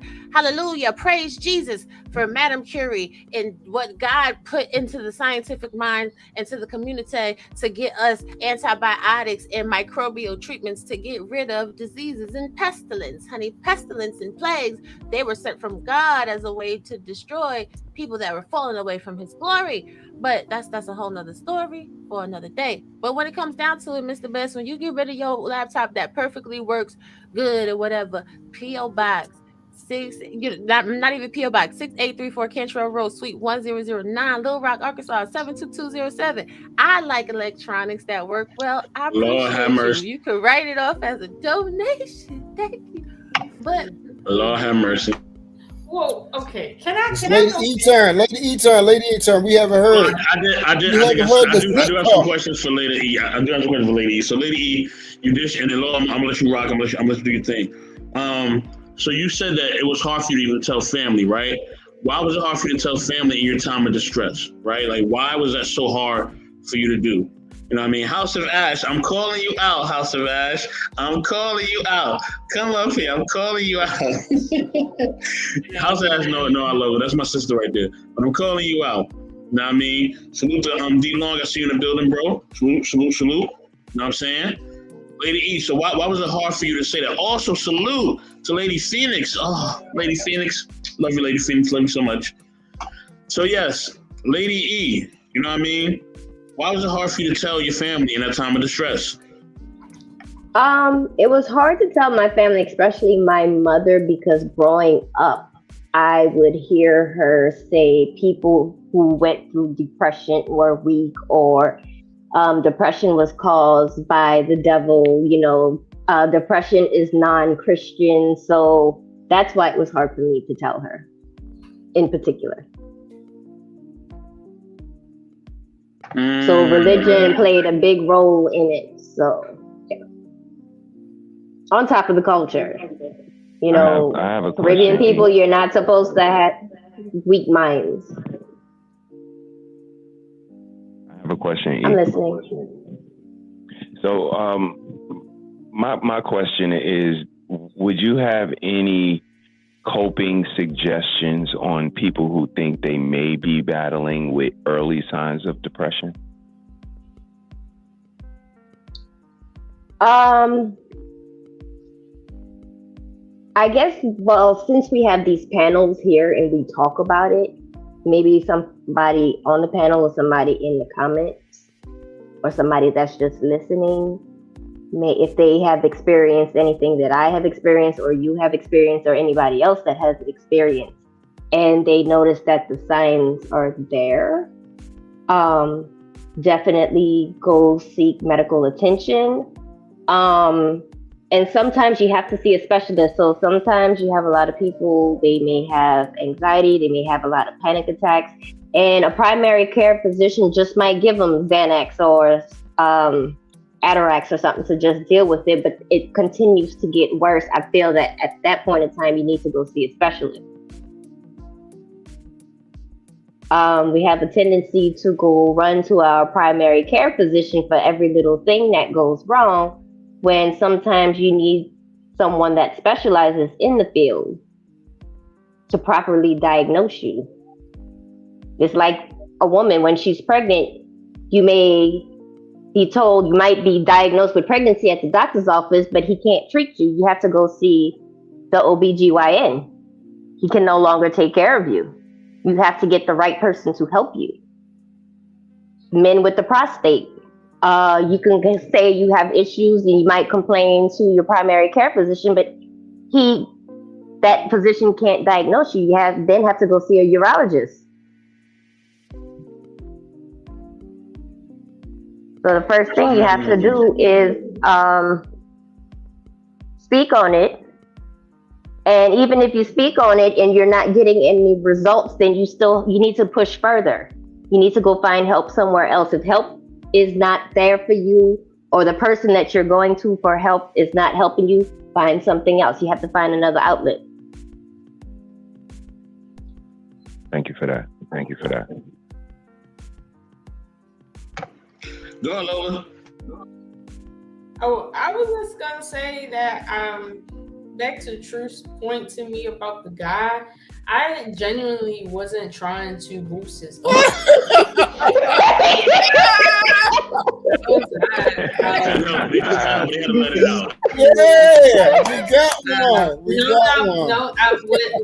it was is this. I genuinely did see, and I see a lot of people like that, where they're covered with so much weight around their face that you, like, at least I can tell when somebody has, like, when they have a good bone structure, and they have a lot of good traits about them as far as phenotype. However, they're carrying around extra weight. And then on top of that, they've let themselves go. Like, dude didn't even have a haircut. Like, his face wasn't shaved. Like, his hair was just everywhere. I could tell he was used to being called ugly. He was used to being big. He was used to not really looking like he cares about who he is and how he presents himself. And so when I said to him, "You're a 7," his mind automatically rejected it. Like, and I'm sitting, like, telling him, like, listen, I got eyes and I'm looking out of a lens that you don't see. So why is it that you reject what I'm saying? It's because it doesn't align with what has been told to him throughout his life. But look at why people are telling him that, because they're looking at the weight. They're looking at the way he's carrying himself. Now, if you peel all those onions back, he's carrying himself like that because of his weight. And his weight is like that because of trauma that happened to him that's made him feel comfortable in his weight. All that ugly has made him feel comfortable. So now he got somebody saying to him, "No, you're not as ugly as people call you and what you think you are. You just got some issues and it's kind of on deck and you need to fix that shit." I didn't tell him, "Oh, you look great." I didn't say that. I said, underneath of all of that weight and all that stuff you got on your face, you look like a jawline type of dude. You look like a handsome guy. But I told him, most people are not going to see what I see. Like, I'm telling you now. But, you got some things you need to do, because obviously it's being covered up by your bullshit, essentially.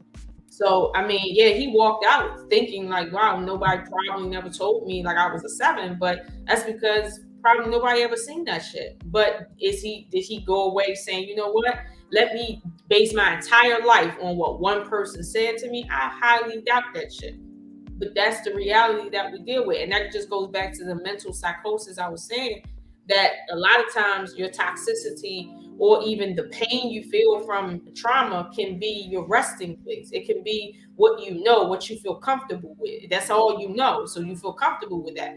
So when you don't feel something that you're comfortable with, it can come across as toxicity, like in the case of the boys that grow up without mothers. If you used to being alone and not really like in that space, that energy of someone who grew up with a mom, coming across a nurturing woman at first might scare you a bit because you don't know how to take her. You just don't.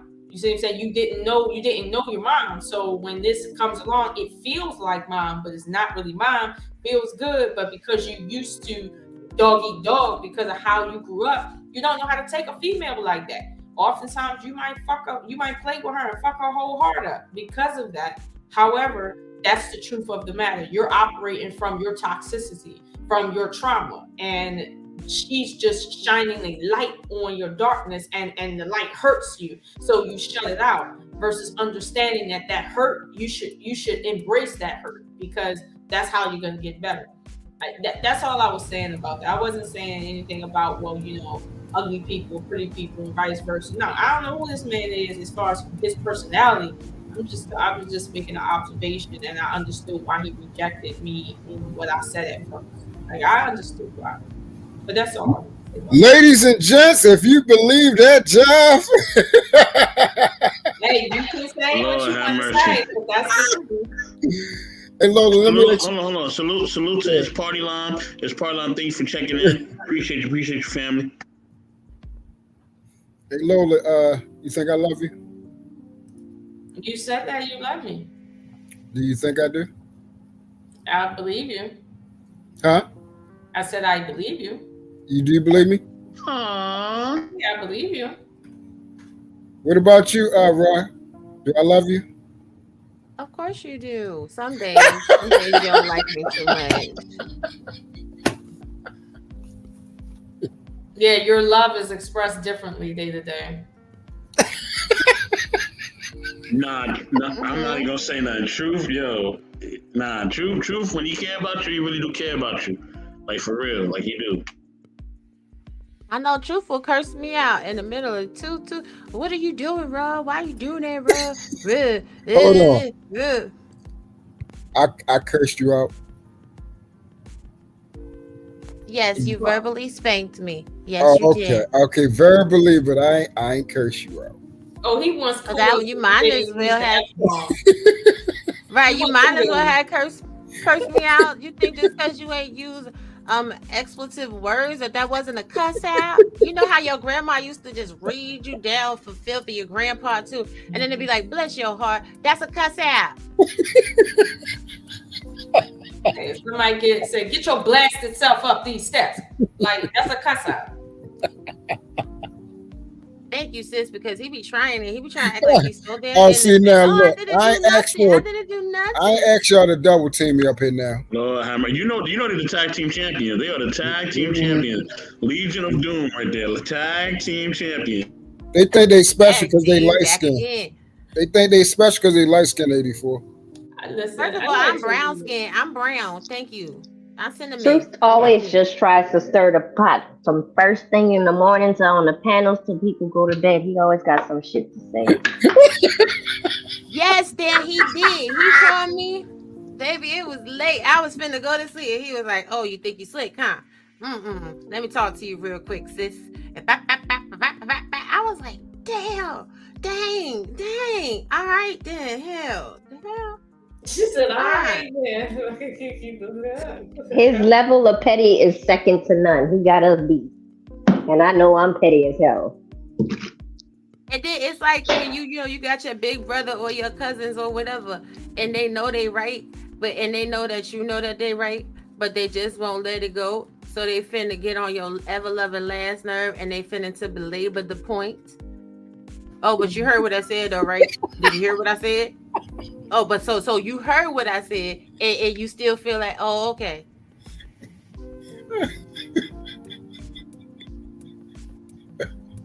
You know what? No, Mom, I'm taking my love back. I'm taking it back. Oh, Lord have mercy. Last Christmas, I gave you money. Let me stop.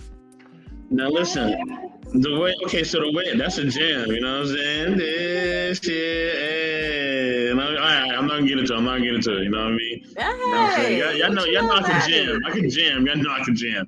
Listen, is the way we talk to each other also part of our mental and emotional health, right? The words that we use or don't use, or sometimes use a little too much of. You know what I'm saying? Does that have an effect on our mental and emotional health? All right, I'm going to go with Lady E first, then I'm going to go to Raw B, then I'm going to go to Lola. Now, why you have to come at me first? If you're gonna answer the question, Can you repeat the question?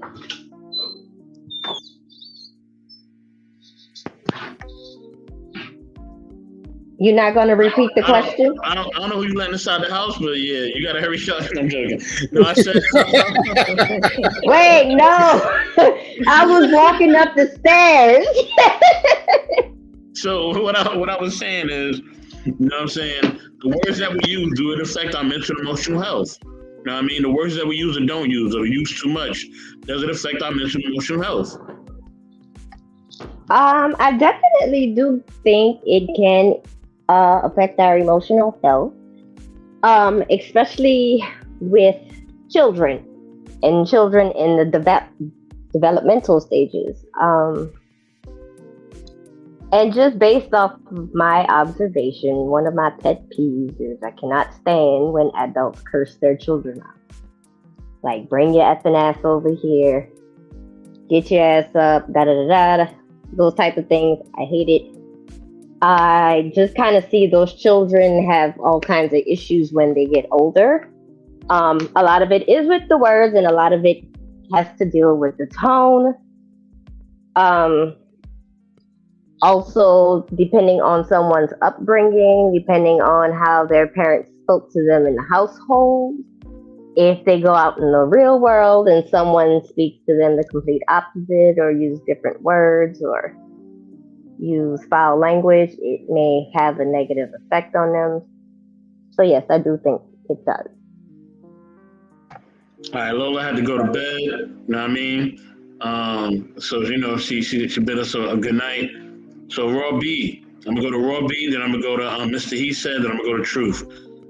You know, what do you think about the question I just asked about the words that we use?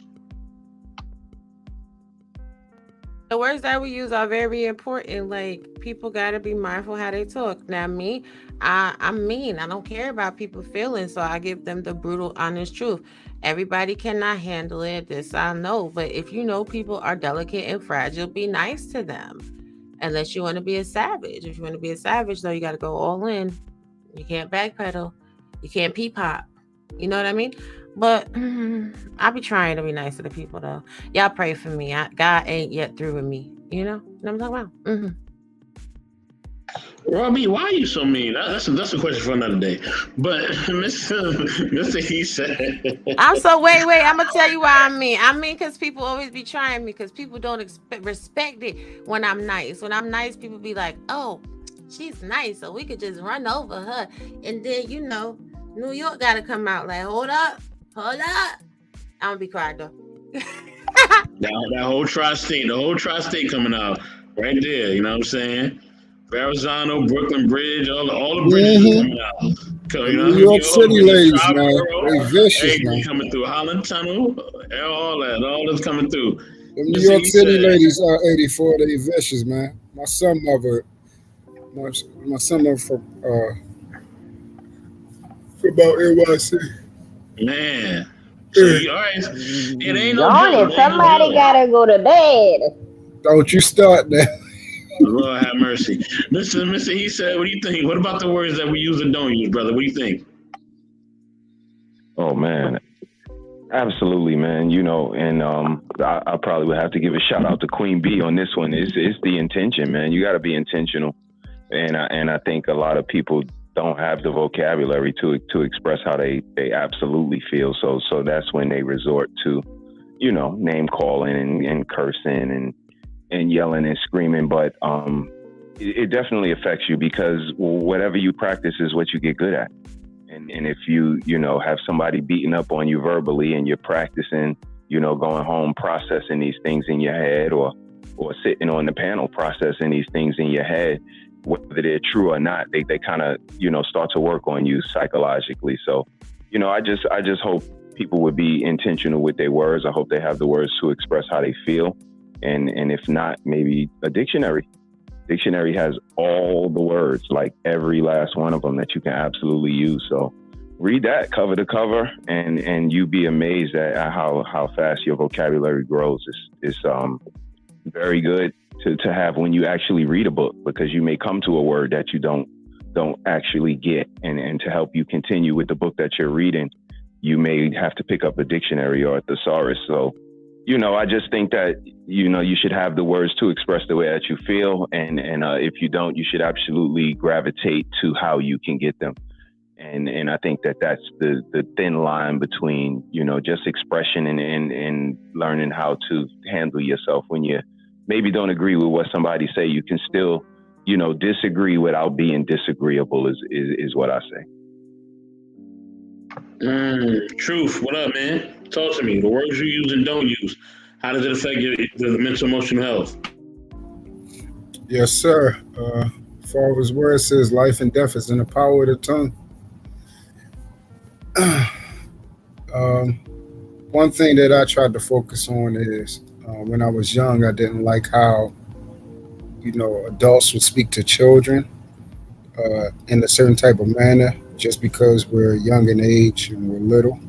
And because we are the child, that they thought they didn't need to kind of be cautious or, use words sparingly.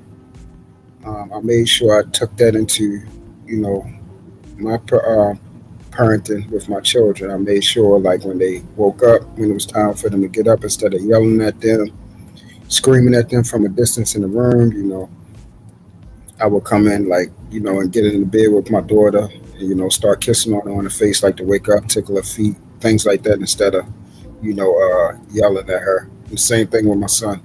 Or either instead of yelling and, cursing or anything like that, if I noticed that they weren't getting up, turn on the radio, turn on some music, try to figure out ways, because, you when you wake up, everybody already know, they say breakfast is the most important, meal of the day. Well, your breakfast is everything. Your breakfast is when you're waking up, your demeanor, you getting yourself together, not just the food you eat, it's everything that you do, the clothes you put on, whether you got enough sleep,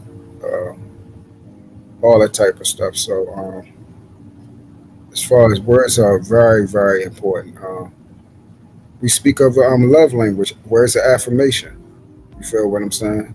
Those are essential for people. So, like with my children, I make sure I constantly send, text messages to my children to let them know I'm thankful for them. They're the best things that's ever happened to me. The best thing I have ever done. That they are gifts. I appreciate them. I'm thankful for them for loving me unconditionally. Even when I'm not at my best, they still look at me like I'm Superman. And I constantly reinforce that with words, as well as action. So, Man, facts. Yes, the words that we use do count. You know what I'm saying? They do count. They do affect.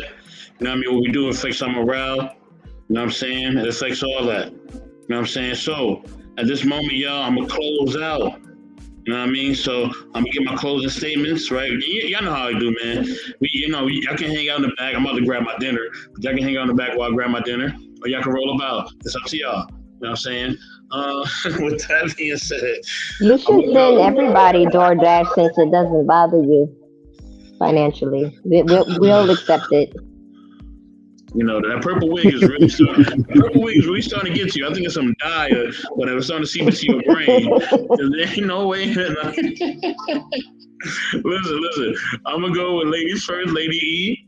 Then I'm gonna go to Truth. Then I'm gonna go to Mr. E said. Then I'm gonna close it out, y'all. Go, Lady E. I really don't have much to say. This was an interesting conversation. Definitely something that we don't hear on panels. And I thank you, Mr. Best, for actually opening that door and creating that platform for us.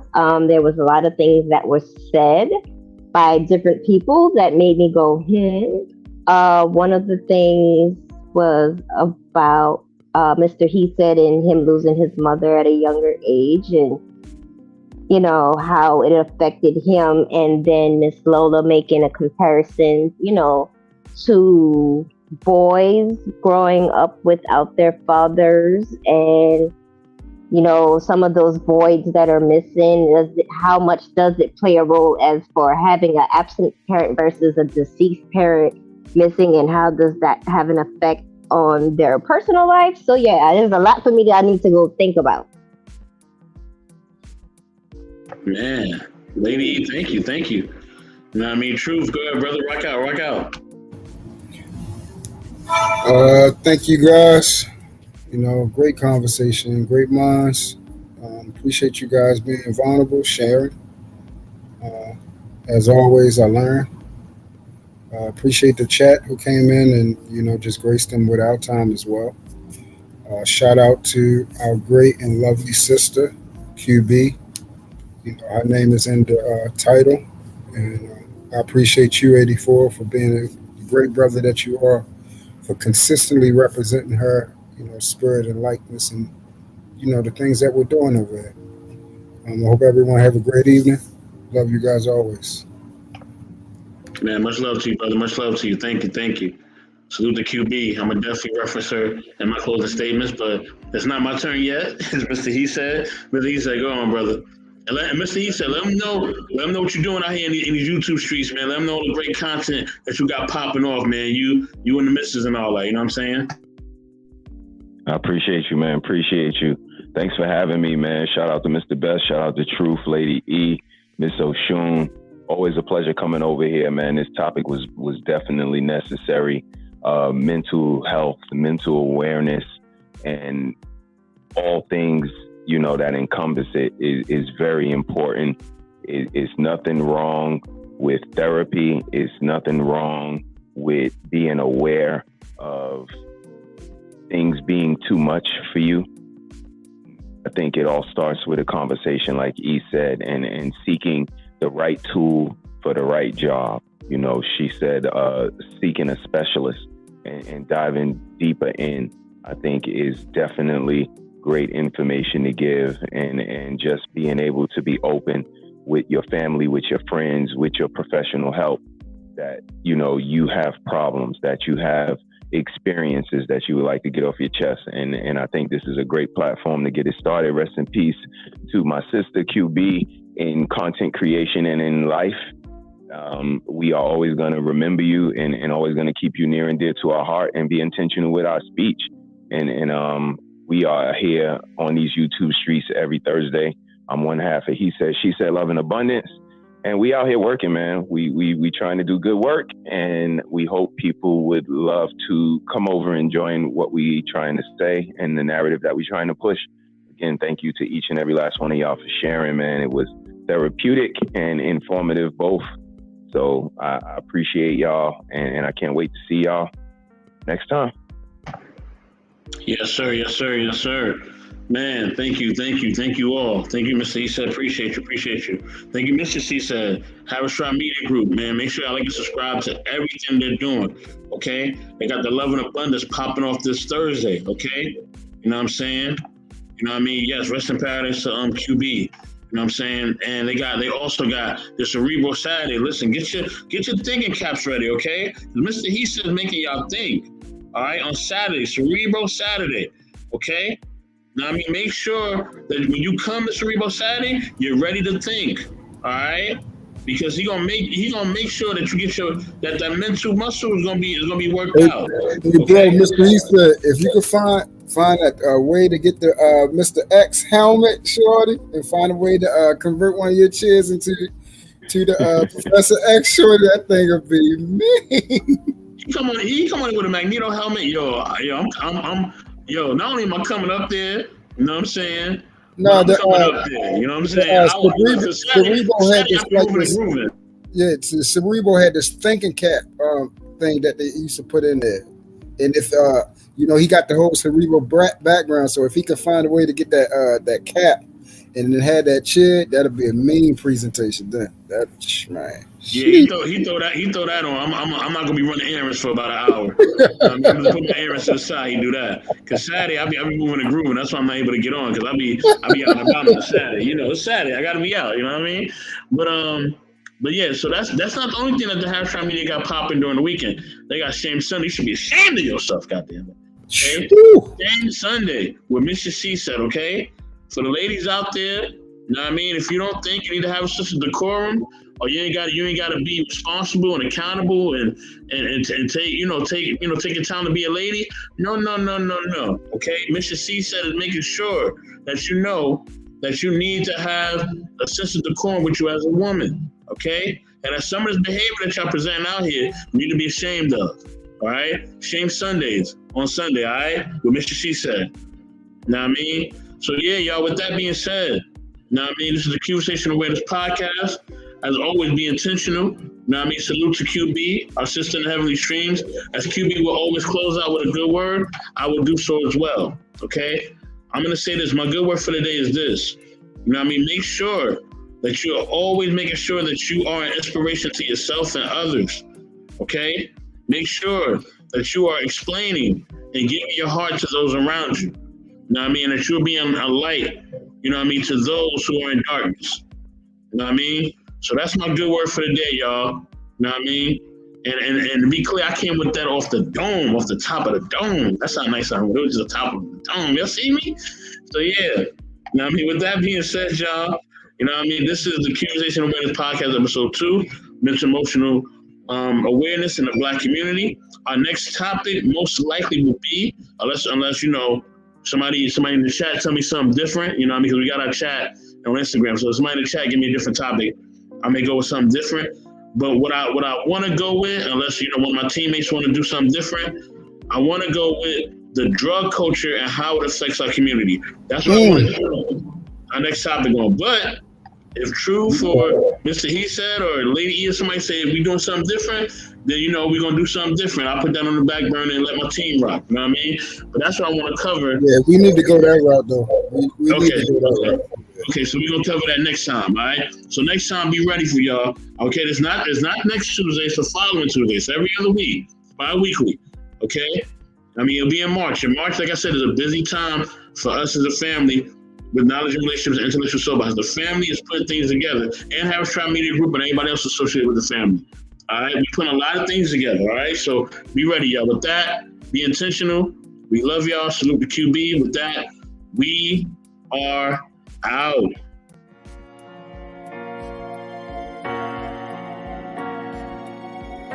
DJ.